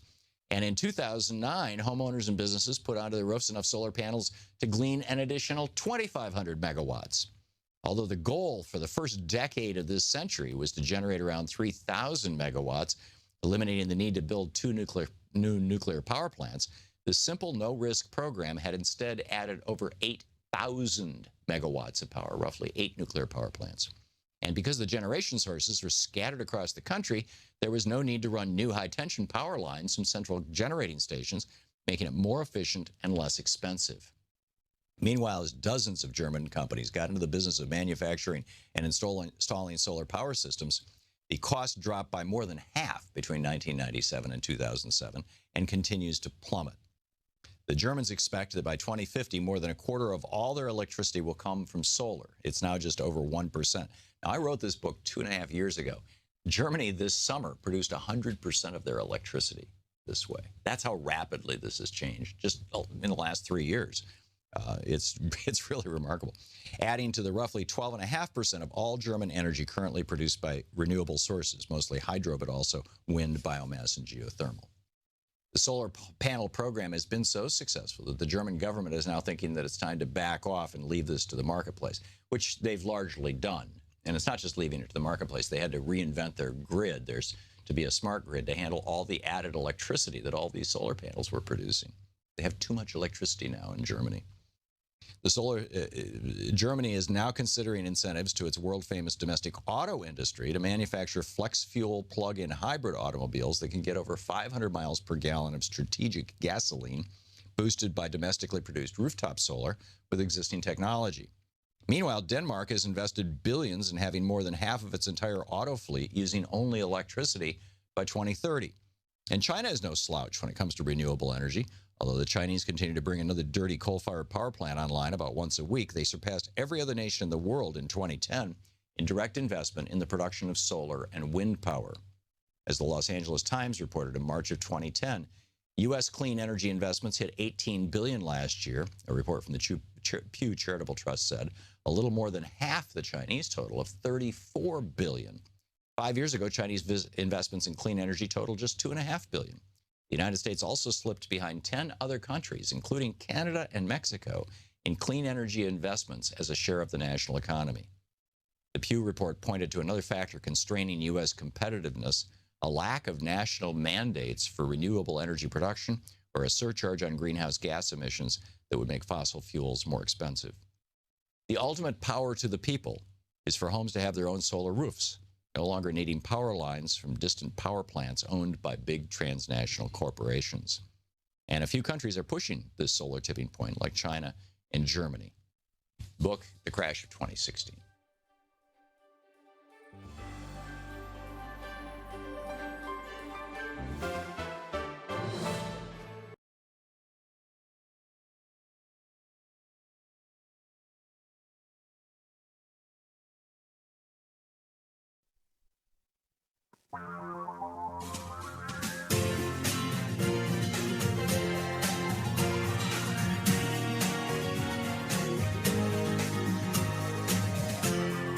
This is the Thom Hartmann Program. Welcome back. Thom Hartmann here with you, and super happy to have in the studio with me Larry Cohen, the board chair of Our Revolution, the board chair of Democracy Initiative, the past president of the Communication Workers of America, CWA, vice chair of the new DNC Unity Committee. The website, of course, ourrevolution.com. And you can tweet Larry at Our Revolution. And Larry, welcome back. Great to see you. Great to have you with us. And let me just point that microphone right at your mouth there. Okay. There we go. So first of all, in general, what is the state of our revolution? How are we doing? Well, we're trying to move from resistance to change. And so internally in our revolution, lots of focus on local groups. We had a live stream, not this past Sunday, the one before, from Our Revolution in Maryland with a bunch of our board that we live streamed to hundreds of groups about, how do these groups function and what do groups do? And so the actual organizing structure rather than just event to event to event to event. But what are we building here? How do the groups function? I mean, if somebody's listening right now and they say, I'd like to start an Our Revolution group. How do you do it? What do you do? So any 10 members, they could be in your house, whatever. A member is anybody who comes to a meeting. So if you called an Our Revolution meeting in your house and you had 10 people come and they joined, they can join online, or you can download that form and they join there. And there's no dues. You just have to show up at one event, or you can donate any amount of money, $1 a year, any amount, or show up at one event. And so then you have a group. So what do groups do? So groups do three things. First of all, issue campaigns, local issues, state issues, national issues. Secondly, candidates and ballot measures. They endorse candidates. They convince you to run for office. They take on ballot measures. Third, many of the groups are trying to help build, we'll call it, or change the Democratic Party. So it turned out that most of the precinct chairs of the party are unfilled. So we've gotten thousands of people to fill them. Literally most of the Democratic Party. I mean, that's because they're geographic. Yeah. So in a state like Montana that we may talk about, 3/4 of them probably were unfilled. Wow. Wyoming, I know more than half were because I was working with folks there. Wow. So yeah, you just mentioned Montana. Our Revolution has been supporting Rob Quist there. How's that going? Good. Good. I mean, it's been 1996 since Democrats have won that seat. This isn't a traditional Democrat. This is an independent type guy. He's our kind of guy. And he's well known as a songwriter, singer. So, he's the real deal. Grew up there. And he's traveling the state. He's up against somebody worth, tens of millions of dollars. The Republican who's challenging. The Republican who moved there from New Jersey, where I spent 20 years. So kick out New Jersey. We want Montana. There you go. In Montana, anyway. Yeah, in Montana, anyway. Makes perfect sense. Probably in New Jersey, we should kick out New Jersey, yeah. Yeah. Well, that's a whole nother conversation. That is. Happy to have that one day. Yeah. Anyway, Bernie may show up there. I'm not totally positive to help. We won that primary, but he's got to get independent voters. That's the key in a place like Montana. To say, hey, I am independent. I'm not from the big money crowd. I'm one of you. I did grow up here. We don't need a corporate Montana like his opponent. We need a people's Montana representative. And they do have one of their two senators. John Tester is a Democrat and the Governor Bullock is a Democrat. So it's not like you can't win. Same electorate. Right. They only have one congressional district. Right. You said he's not like a typical, or you didn't use the word typical. I forget the word you used, Democrat.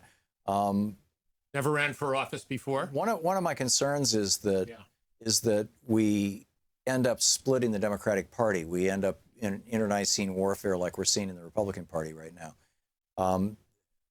My understanding is that our revolution is trying to be collaborative rather than confrontational within the Democratic Party. Well, we're very picky about getting involved in these kind. He got nominated at a state convention, so there's not two Democrats. Right. Not like that Georgia race. Right. So he is it. So it's him versus somebody worth hundreds of millions of dollars. Yeah. Good plan. Yeah. You were in. There was an Our Revolution meeting in Texas last week. Tell us about that. Yeah, our friend Jim Hightower has been awesome there. Him and his small staff from the lowdown in helping local groups band together. So we start with local groups in a bunch of states. Texas, amazingly, thanks to him, one of them. The local groups have banded together, and in Texas they formed 11 regions, and then each of the regions elected a couple of people, and they met statewide in his office, which is an old church. I don't know if you've ever been there. No, I've not. It's awesome. From 1905, Church of the Nazarene with Hightower preaching. Whoa! But it's got a big room. They pulled out all the pews, and we met in there. And I was there. So there they were, from El Paso to Tyler, from Brownsville to Waco. All of Texas. People had driven in, and they stayed at each other's houses. This is the old-time populism of Texas with a 21st century progressive look. Do you think it's possible to flip Texas? Well, I think we flip it again. One of the things is changing the Democratic Party there, and these folks are getting involved. That's another place where probably the majority of precinct chairs were unfilled. But I do. I think there is a formula there for populist economics and focus on public education and on Medicare for all, and the kinds of things people care about: their health care, their education, their kids, their parents. One of the things that really concerns me lately is the total destruction or co-opting of the word populist. I mean, the corporate media talks about Donald Trump as a populist. I don't see him as a populist at all. Maybe a racist, but that I don't see why racism is populism. Nativism, that's not populism. Let's do a definition of terms here. What do you mean when you say populist? So first of all, the historical term populism in the U.S. started in Texas, really, and it was sharecroppers and workers together. They were black and white and brown. And so when Hightower talks about populism in Texas, he's talking about something from the grassroots, from the prairie, from across Texas, from the bottom, rather than kind of an orchestrated political movement, and about the people, not about the corporation. So even in 1900, when it was quite a force there, it was basically against the bankers. And the other Hightower words, I'm not saying them. I'm afraid to go there anymore. So there's two other B words that he associates with the bankers. But it was largely against those bankers back then in 1900. And I would say similarly, people have had enough of this kind of oligarchy, as Bernie called it, dominating our political life, our economic life, and even beyond that, our media, et cetera. Yeah. Okay. The Unity Reform Commission, most people, I think, don't even realize that the Democratic Party created this commission to intentionally. I mean, people inside the DNC said we need to reform the DNC, and we're going to bring together the people from, in shorthand, the Clinton and the Bernie the Hillary and the Bernie factions. But it's really broader than that. I mean, the Democratic That is Party where they come from. But those are the two major camps, and we're going to bring everybody together and try to unify this party. And you are on that committee. The vice chair from the Sanders side. The chair is from the Clinton side, Jen Dillon. And we start face-to-face. We've started already, but face-to-face on Friday here in D.C., Friday and Saturday. There'll be 5 similar meetings around the country during the year, focused on 3 things. So the resolution that created this commission mandates that 2/3 of the superdelegates will not have any say in the 2020 presidential nominating process. So that will cut it from 715 to about 250. Right. Secondly, how does the primary and caucus nominating procedure work in 2020? How should it work? And third, probably most importantly, how do you make, back to your previous comment, the Democratic Party a popular grassroots party that people feel they own and that represents them and not big money? So it's got 3 buckets, really, and that's where we'll be focused starting Friday.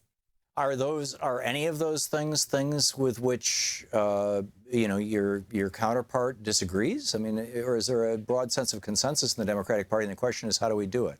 Or are there still folks in the Democratic Party who are holding to the old third way DLC stuff of, well, we really need to bring in the bankers, we really need to bring in the, Yeah, I mean, as you know, we lost the resolution in a floor vote on February 25th in Atlanta to go back to the old Obama rule for 7 years, no corporate money at the DNC. It was very close, but we lost that vote. Lots of people believe need the money from wherever you get it. And what they forget is that for regular folks, we're a little shy of contributing when we know the big money's coming in.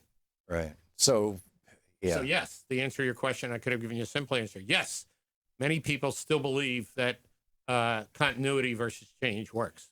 So to wrap this up, Larry Cohen, board chair of Our Revolution, where do you see the Democratic Party going in general? Are you so optimistic? The good news is many states continue to change. Colorado most recently, new leadership. California will be voting in a couple of weeks. So I think the change occurs county by county, state by state. What I've seen even in Maryland, new energy at the party level out in Western Maryland, Garrett County, Washington County, never before.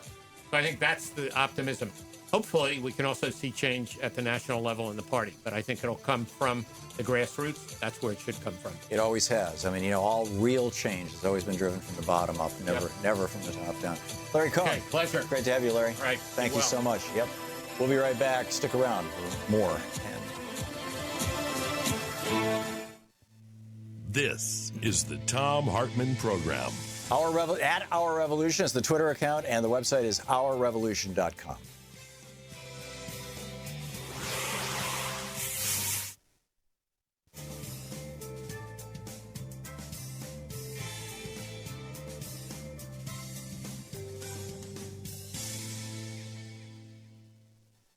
And welcome back. Thom Hartmann here with you, and Lef in Puyallup, Washington. Am I saying that right? Lef, watching Free Speech TV.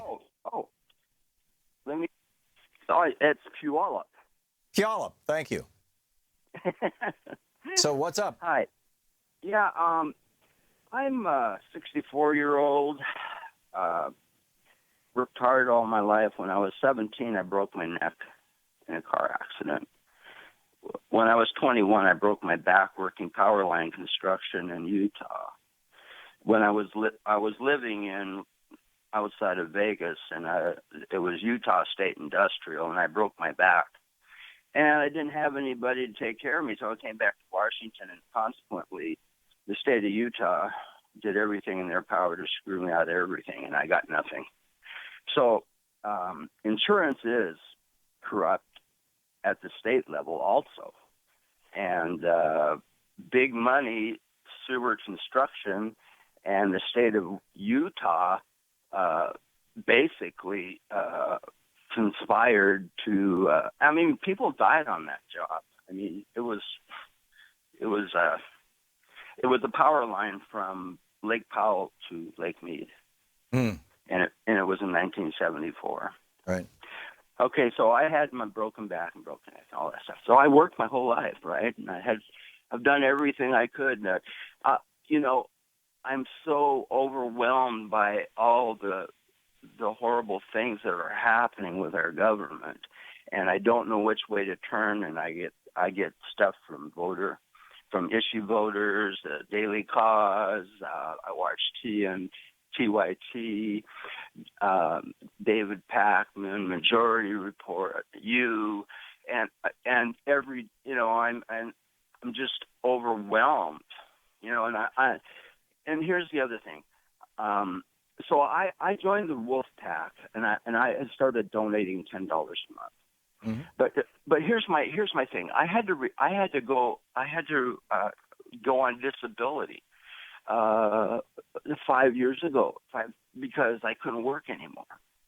And I'm in a house, a big house, and I can't hardly take care of the yard because I also tore my knee in 1974. Forgive my interrupting, but what's the point here? I don't know how to talk to people and get them to understand how all this horrible things are happening, and that it's been happening for so long, and that I can't talk to people, and people don't understand. How do you get people to listen, to change, to donate? Well, I think you start with, you know, really fundamental principles, like, do you think that health care should be a right or a privilege? You know? It should be a right. Right, but I mean, if you're talking to somebody and you're trying to, you know, introduce the topic, and let's say that they voted for Donald Trump, you say, do you think health care should be a right or a privilege? And if they say, well, it should be a privilege, and you say, then poor people shouldn't have health care, just rich people, is that really what you mean? And, you know, typically they'll say, well, no, that's not what I mean. Then you think it should be a right. Well, if it's going to be a right, what's the most efficient way to deliver it to everybody? You know, should we have bankers in the middle who are skimming 25% off the top like we have right now? Or does it make more sense for the government to be the paymaster, essentially, like with Social Security, and, you know, get the banks out of the business? You know, these banks that call themselves health insurance companies. So that's how I would step through that process, and how I do when I talk to conservatives. But Lef, I honor your desire to spread the good word. Good on you. Thanks a lot for watching us on Free Speech TV. We'll be right back.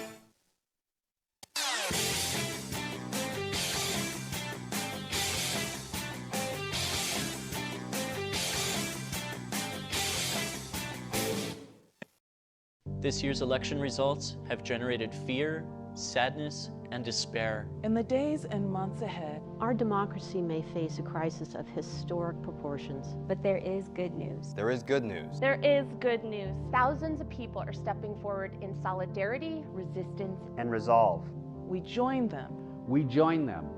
We join them in standing with the most vulnerable communities among us. Those most likely to be targeted by new restrictions and policies. We will tell their stories here. Here on Free Speech TV. We will lift their voices here on Free Speech TV. In the difficult times ahead, know that we will be with you 24 hours a day. Every day. You are not alone. You are not alone. You are not alone. There are millions of us. Raising our voices and hearts together as one. We've got your back. We got your back. Free Speech TV's got your back. The revolution is in progress.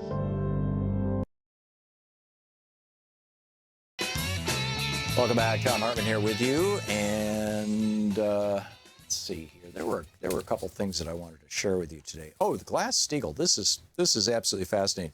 Did you know that 17 states have now passed, typically they're called memorials or resolutions, calling for a reinstatement of Glass-Steagall? 17 states. We want back Glass-Steagall. Glass-Steagall said that if you're a bank, you can either be a checkbook bank or you can be a stock market bank, but you can't do both. Right? The gambling, the stock market banks, what used to be like Merrill Lynch, they can't do checkbooks and savings accounts. And the checkbook banks, what used to be like Wells Fargo and Bank of America, they can't do gambling. And separating those two functions is what kept our banking system stable from 1935 when this was passed until arguably 1999 or 2000 when it was repealed.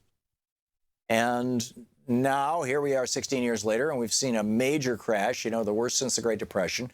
And the banks are ginning up for another one, in the opinion of many people. And here we have 14 states that have come out. And on April 6th, Senator Elizabeth Warren reintroduced the 21st Century Glass-Steagall Act, along with co-sponsors. This was Maria Cantwell of Washington State, Angus King, the independent from Maine, and John McCain, the Republican from Arizona. Kirsten Gillibrand and Bernie Sanders have also signed on to this bill. It is Senate Bill 881.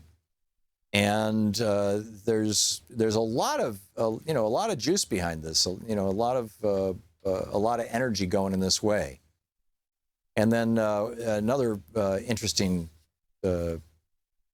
take on all of this, the whole Glass-Steagall thing. The Washington Post is editorializing about this. Oh, it was 1933 Glass-Steagall was passed. My apologies, 1933. And on it goes. There's also an interesting story. This was in the Executive Intelligence Review by Paul Gallagher. Outstanding debt of U.S. non-financial corporations. That's corporations that are not banks. Outstanding debt is now just under $14 trillion, having zoomed up from $8 trillion less than a decade ago. And that bubble is now showing first signs of a huge breakdown on the 2017 horizon, which could take the economy down again. A crash centered on the corporate debt bubble could be worse than the blowout of the $11 trillion mortgage bubble in 2007. So the telltale signs come from the three biggest banks: Goldman Sachs, poor quarter first results, and on it goes. And it starts getting very, very wonky there, but interesting stuff. Howard in Manhattan, New York. Hey, Howard, what's on your mind? Yeah, hey, Tom. I have a question for you on the review of the first 100 days of Trump. People are talking about the silver lining, which I certainly agree with, being the activism and the resistance.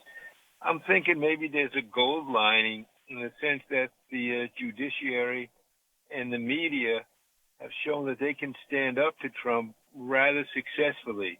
But now, after watching his performance in Pennsylvania, which was one of the most divisive, talks I've ever seen, are you optimistic or pessimistic that the judiciary and the media can continue to stand up to him reasonably effectively? I'm pessimistic, in part because our judiciary increasingly is bought and paid for by wealthy people, and more than half of the federal judges nationwide are Federalist Society members, and the media is starting to normalize Trump. They're starting to deal with him as if, oh, he's just another president, a little weird, a little eccentric, but he's just another president. And I think the stuff that he's doing is absolutely outrageous. And, it's a good thing that the resistance has erupted, but I think that it is way too early to say that we are not looking at the possibility of essentially the overthrow of democracy in our republic. And, we were already halfway there as a result of Supreme Court decisions like Citizens United, where, as Jimmy Carter pointed out in this program, we now have an oligarchy. I am very concerned about it, Howard. And that's why I'm so glad to see people like Larry Cohen doing what he's doing. People are getting involved in politics, and many for the first time in their lives, all over the country in a big way. And that's what it's going to take. Howard, thanks for the call. We'll be right back. You're listening to the Thom Hartmann Program. Call 202-808-9925. Back with more of your calls and the news of the day right after this.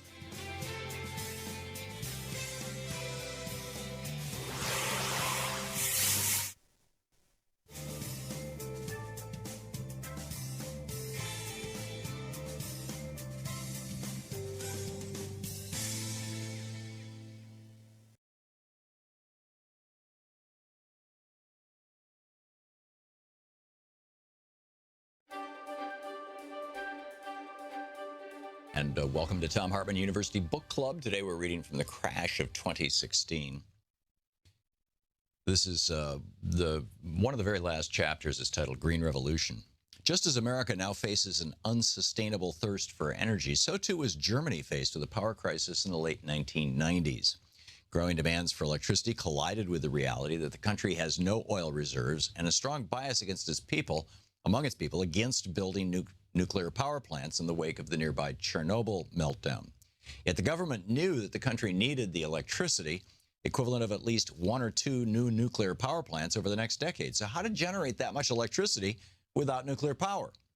In 1999, progressives in Germany passed the 100,000 Roofs program, which mandated the banks had to provide low-interest 10-year loans to homeowners sufficient for them to put solar panels on their roofs. They then passed the Renewable Energy Law and integrated the 100,000 Roofs program into it in 2004. The Renewable Energy Law, REL, mandated that for the next 10 years, the power company had to buy power back from those homeowners at a level substantially above the going rate, so that the homeowners' income from the solar panels would equal their loan payments on the panels and would also represent the actual cost to the power company to generate that amount of power by building a new nuclear power plant. At the end of the 10 years, the power company gets to buy solar power at its regular rate, and it now has a new source of power without having to pay and maintain and eventually dismantle a nuclear reactor. In fact, while the reactor would have a 20 to 30-year lifespan, the solar panels typically last 50 years. For the homeowners, it was a no-brainer. They were getting low-interest loans from banks for the solar panels, and the power companies were paying for the power generated from those panels at a higher rate, high enough to pay off the loans. It was like getting solar power panels for free. If anything, the government underestimated how rapidly Germans would embrace the program, and thus how quickly power would be produced by the program. By 2007, Germany accounted for about half the entire world's solar market. Just that one year, 2007, saw 1,300 megawatts, and a megawatt is 1,000,000 watts, 1,300 megawatts of solar generating capacity brought online just across Germany. For comparison, consider the average generating capacity of each of the last 5 nuclear power plants brought online in the United States. That capacity is 1,100 megawatts. So Germany had 1,300 megawatts just in 2007 added. In 2008, Germany added 2,000 megawatts of solar power to their grid, like 2 nukes. And in 2009, homeowners and businesses put onto their roofs enough solar panels to glean an additional 2,500 megawatts. Although the goal for the first decade of this century was to generate around 3,000 megawatts, eliminating the need to build 2 new nuclear power plants, the simple no-risk program had instead added over 8,000 megawatts of power, roughly 8 nuclear power plants. And because the generation sources were scattered across the country, there was no need to run new high-tension power lines from central generating stations, making it more efficient and less expensive. Meanwhile, as dozens of German companies got into the business of manufacturing and installing solar power systems, the cost dropped by more than half between 1997 and 2007 and continues to plummet. The Germans expect that by 2050, more than a quarter of all their electricity will come from solar. It's now just over 1%. Now, I wrote this book 2.5 years ago. Germany this summer produced 100% of their electricity this way. That's how rapidly this has changed just in the last 3 years. It's really remarkable. Adding to the roughly 12.5% of all German energy currently produced by renewable sources, mostly hydro, but also wind, biomass, and geothermal. The solar panel program has been so successful that the German government is now thinking that it's time to back off and leave this to the marketplace, which they've largely done. And it's not just leaving it to the marketplace. They had to reinvent their grid. There's to be a smart grid to handle all the added electricity that all these solar panels were producing. They have too much electricity now in Germany. Germany is now considering incentives to its world-famous domestic auto industry to manufacture flex-fuel plug-in hybrid automobiles that can get over 500 miles per gallon of strategic gasoline, boosted by domestically produced rooftop solar with existing technology. Meanwhile, Denmark has invested billions in having more than half of its entire auto fleet using only electricity by 2030. And China is no slouch when it comes to renewable energy. Although the Chinese continue to bring another dirty coal-fired power plant online about once a week, they surpassed every other nation in the world in 2010 in direct investment in the production of solar and wind power. As the Los Angeles Times reported in March of 2010, U.S. clean energy investments hit $18 billion last year. A report from the Pew Charitable Trust said a little more than half the Chinese total of $34 billion. 5 years ago, Chinese investments in clean energy totaled just $2.5 billion. The United States also slipped behind 10 other countries, including Canada and Mexico, in clean energy investments as a share of the national economy. The Pew report pointed to another factor constraining U.S. competitiveness, a lack of national mandates for renewable energy production or a surcharge on greenhouse gas emissions that would make fossil fuels more expensive. The ultimate power to the people is for homes to have their own solar roofs, no longer needing power lines from distant power plants owned by big transnational corporations. And a few countries are pushing this solar tipping point, like China and Germany. Book, The Crash of 2016.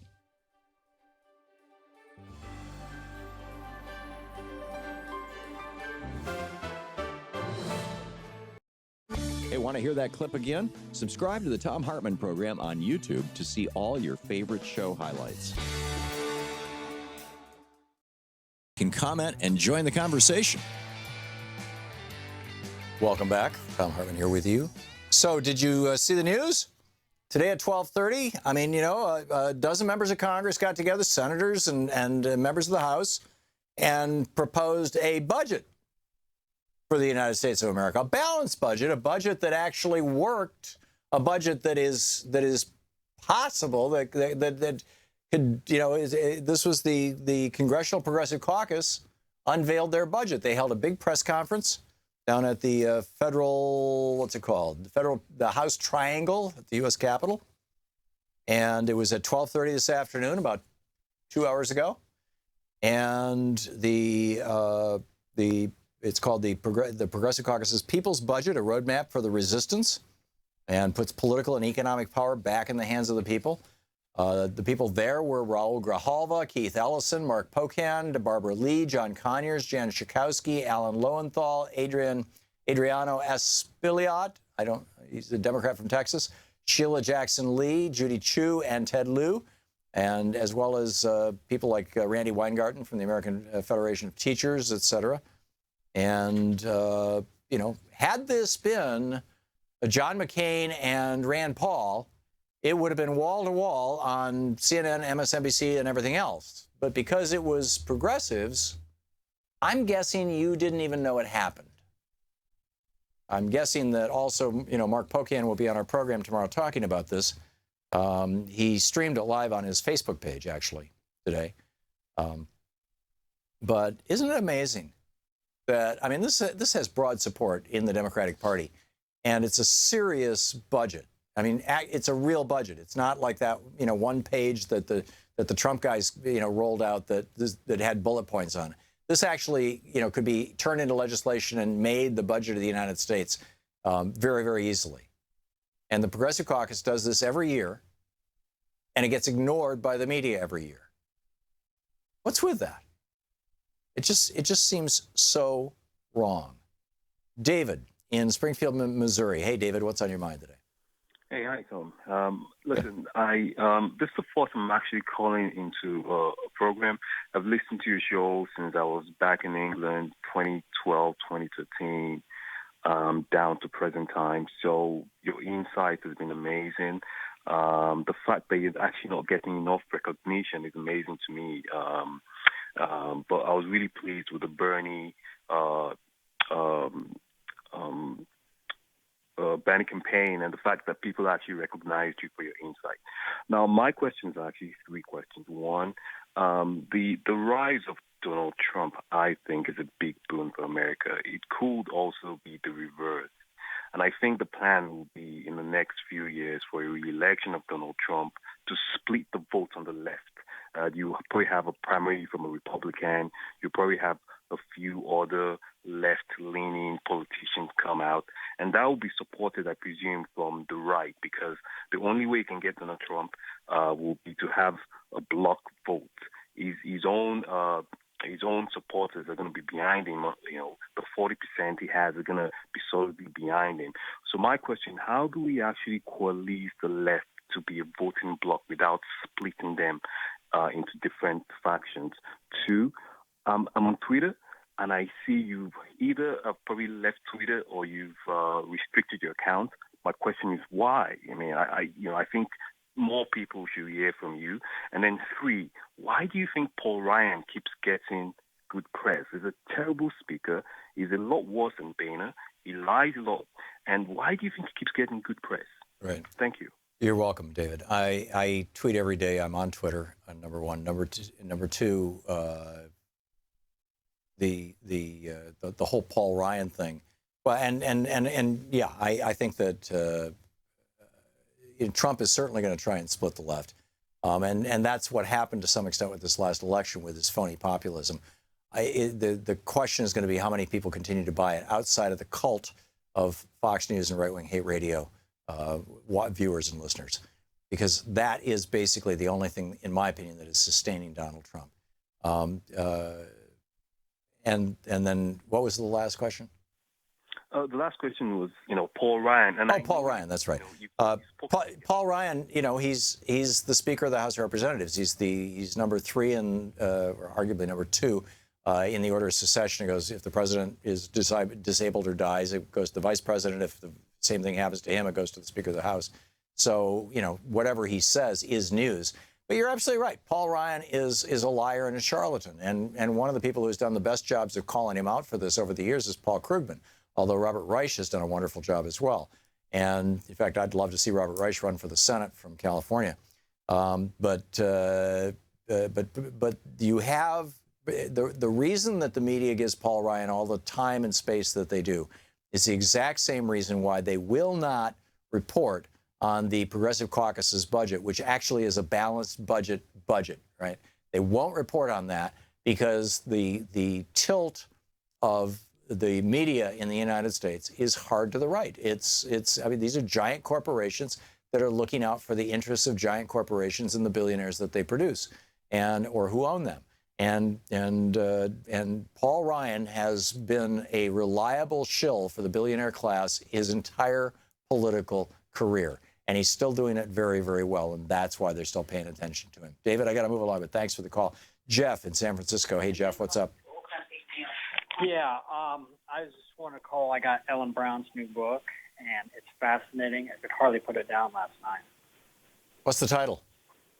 Oh, Web of Debt. Oh, yeah, that came out several years ago, but it's an excellent book. Yeah. Oh, I'm fascinated. I'm making notes to take to the next town hall with my assemblyman on the 11th, and I'm going to propose this, and it's really perfect because it's about the budget and how we get revenue. So right. Well, the number one way for California to get revenue is to do the same thing North Dakota did, which is start a state bank. Exactly. And then, I mean, that would generate billions of dollars in revenue for the state that right now is going to J.P. Morgan Chase and Wells Fargo and Bank of America.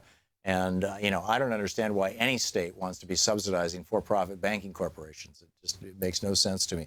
Every state should have a state bank. I realize that, the legislators are going to come up against massive resistance when they try to do that from the banking lobbyists, but it's really the way they need to be going. Jeff, thanks a lot for the call. Jimmy in Littleton, Colorado. Hey, Jimmy, what's on your mind today? Hey, Jimmy. Hang on. I was on the other side of the room. Sorry. That's okay. What's up? I have a question that's been bothering me for a while.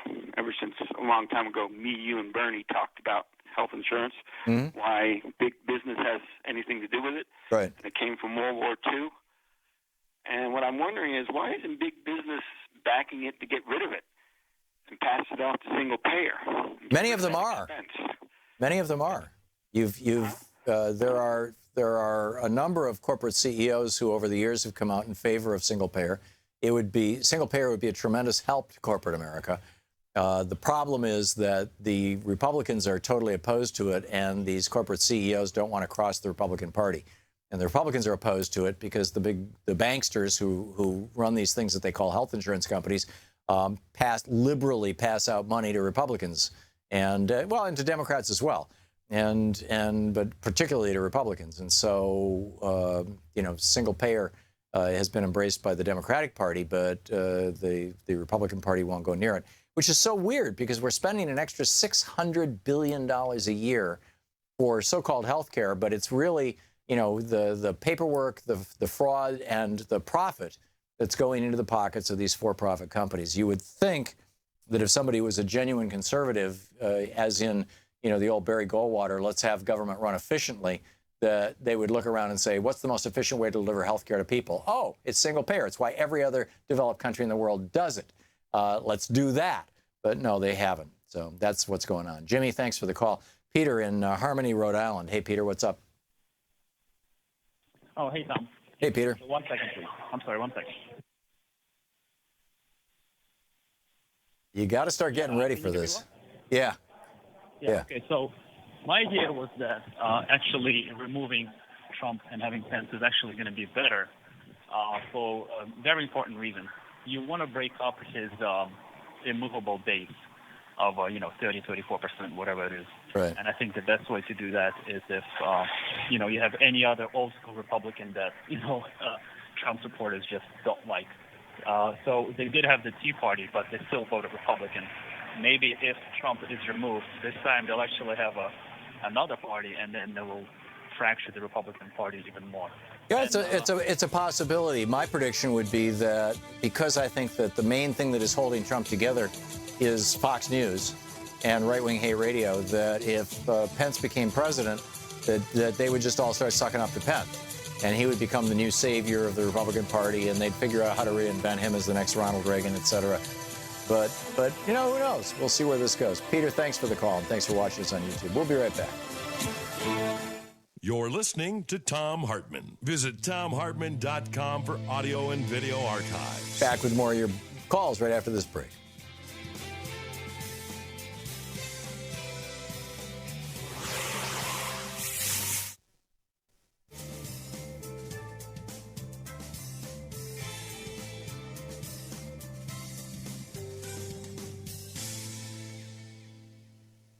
And welcome back.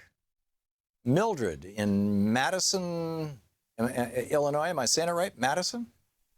Yes, Madison, Illinois. You okay, Madison. Right. Okay, what's up, Mildred? Hi. Thanks for watching Free Speech. I have a problem with, I've been listening to you all day, and I just couldn't help from calling. The campaign funding issue. Mm-hmm. And from the Democrats. I am a Democrat. We are limiting our income to the Democratic Party by cutting out banks' money. I understand the thinking behind it, but I don't understand it because we are not as rich as the conservatives, Republicans. They have access to big money, and they are spending us, according to what I'm reading and what the Democrats are saying. I get contacts from people all day long on my email begging for money. Give me $3, $2, $5, anything. And this is from everybody, and I just cannot possibly, as retired, give money to everybody. Right. And thinking about coming from an administrative part where I used to be manager, I think we need to come up with a business plan strategy of cutting off funding until we get people in office. I mean, why are we cutting off money and we don't have money to finance people that we want to get in office? It's okay not to change our path and change our strategy, but have a way of give yourself a 3-year plan, 5-year plan of saying, okay, we're not going to be accepting money from this way. The banks in 3 years or 5 years. As long as we have a goal in mind, that to not take money when it's available and it costs the vision don't look right or people think that you are being bought, that's our problem. If we are not trusting our candidates, to that point. I don't know. It just seems more easier in the past. I just have a problem with the way we are going about looking at money. And then people are poor. A lot of folks does not have money to donate to campaigns. I know a lot of folks don't donate to campaigns. I've been donating for decades. I even gave a lot of money to Obama when I was working. And other people that's running for office as well. But we have to look at the fact that our people who we're servicing, they may not have money to donate to campaigns. I know you can go and volunteer for office, do what you can, but those are. But there's a price, Mildred. There's a price to that money. When Cory Booker voted against letting you or me buy our prescription drugs from Canada at half the price of American drugs, he did so because he took money from the pharmaceutical industry. When Barack Obama refused to prosecute the bankers, there's a lot of people who believe that the reason why he did that was because he was taking money from bankers. And that's just on the Democratic side. I mean, on the Republican side, obviously, Scott Pruitt is a shill for the fossil fuel industry. And so all that's going on. And I don't think Americans are stupid.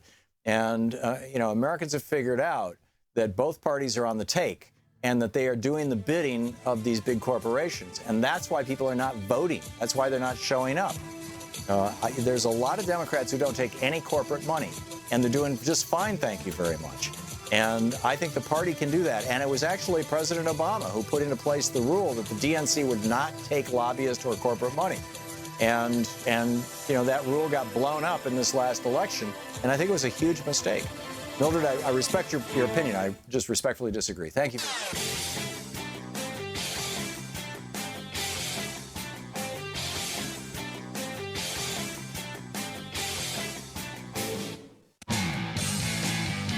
Welcome back. Wynn in, is it Solon, Maine?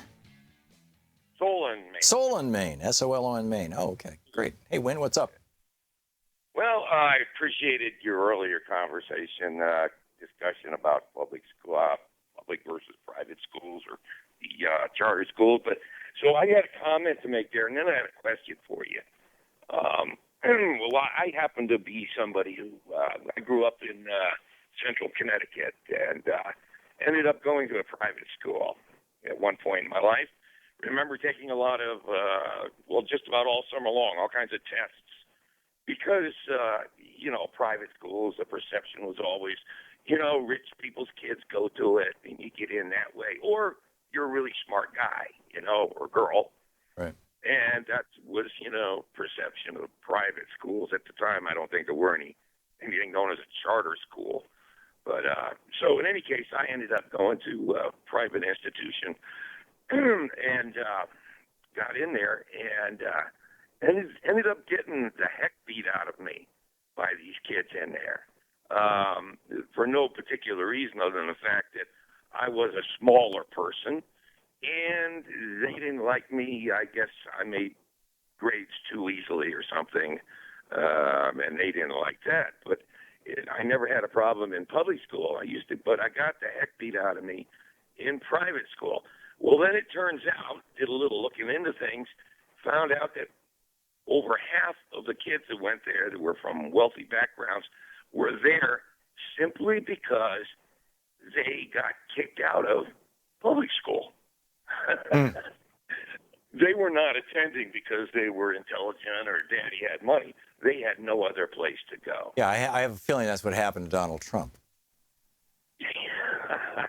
Yeah, it wouldn't surprise me.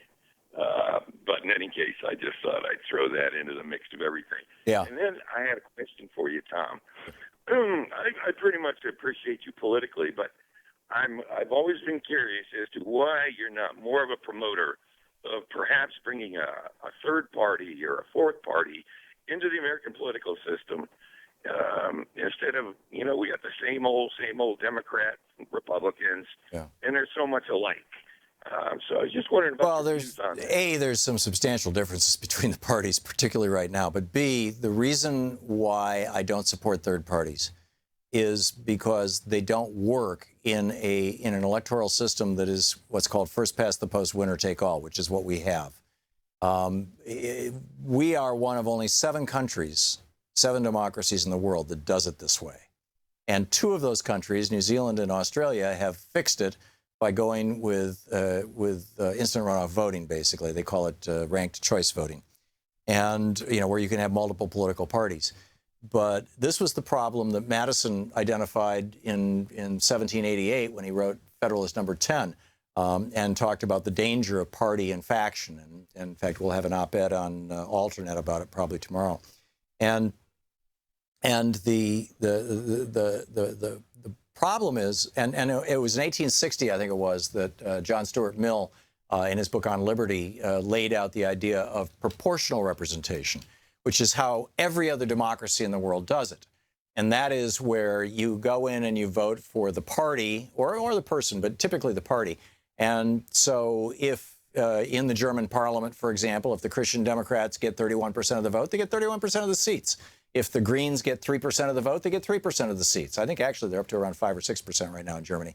If the, name your party, if they get 12% of the vote, they get 12% of the seats.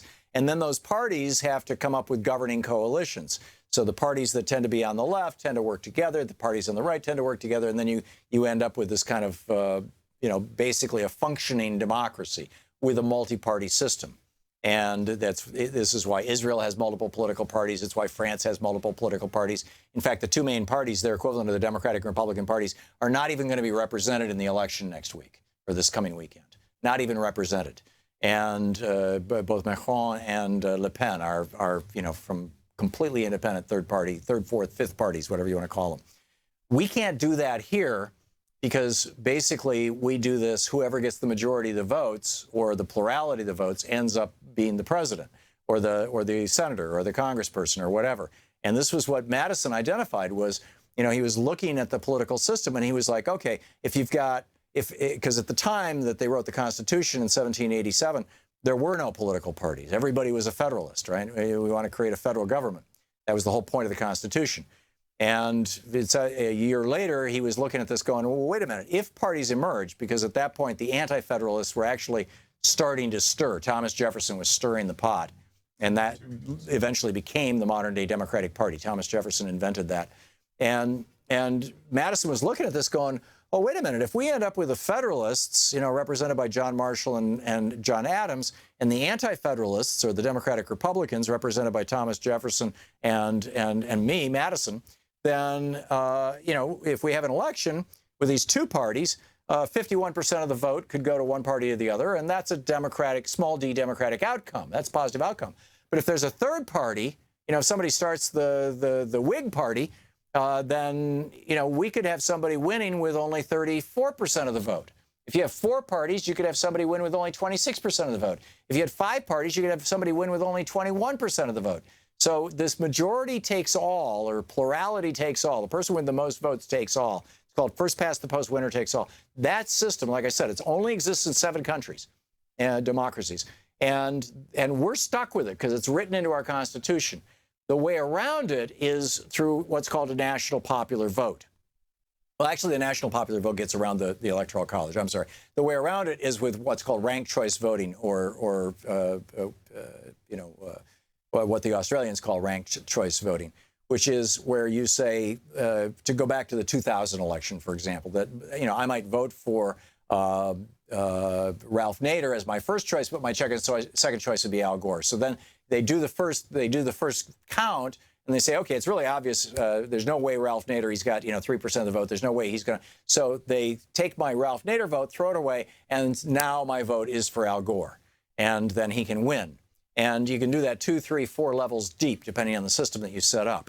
So we have a number of over 300 municipalities, counties, and around the country, no states yet, that have this, although California is flirting with it, that have this ranked choice voting, instant runoff voting.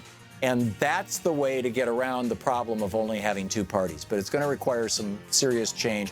And people have to actually understand the problem. And that's a big problem because, we don't teach civics anymore. Wynn, thanks a lot for the call. It's a great question. And thank you all for being with us today.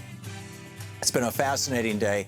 Again, keep your eyes on the media today to see if anybody points out that the Progressive Caucus rolled out a really good budget.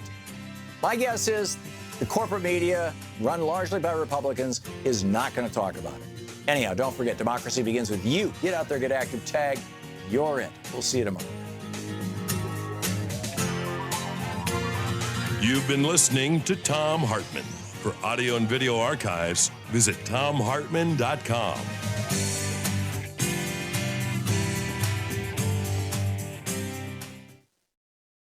The Thom Hartmann Program is brought to you in part by the Aiden Forecast, an investment newsletter with weekly updates of leading market indicators and a monthly deep dive into what the details of the economy and the markets mean for investors and retirees. On the web at aidenmarkets.com.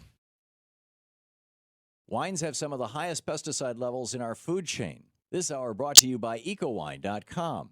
Pesticide-free wines, organic wines, imported from France by the organic wine company, ecowine.com. The Thom Hartmann Program is brought to you in part by Super Beets. Super Beets are sourced from non-GMO beets, and they're packed with dietary nitrates, helping to produce nitric oxide for more energy, stamina, and support for healthy blood pressure levels naturally. For more information, call 800-223-8242 or visit freespeechbeats.com.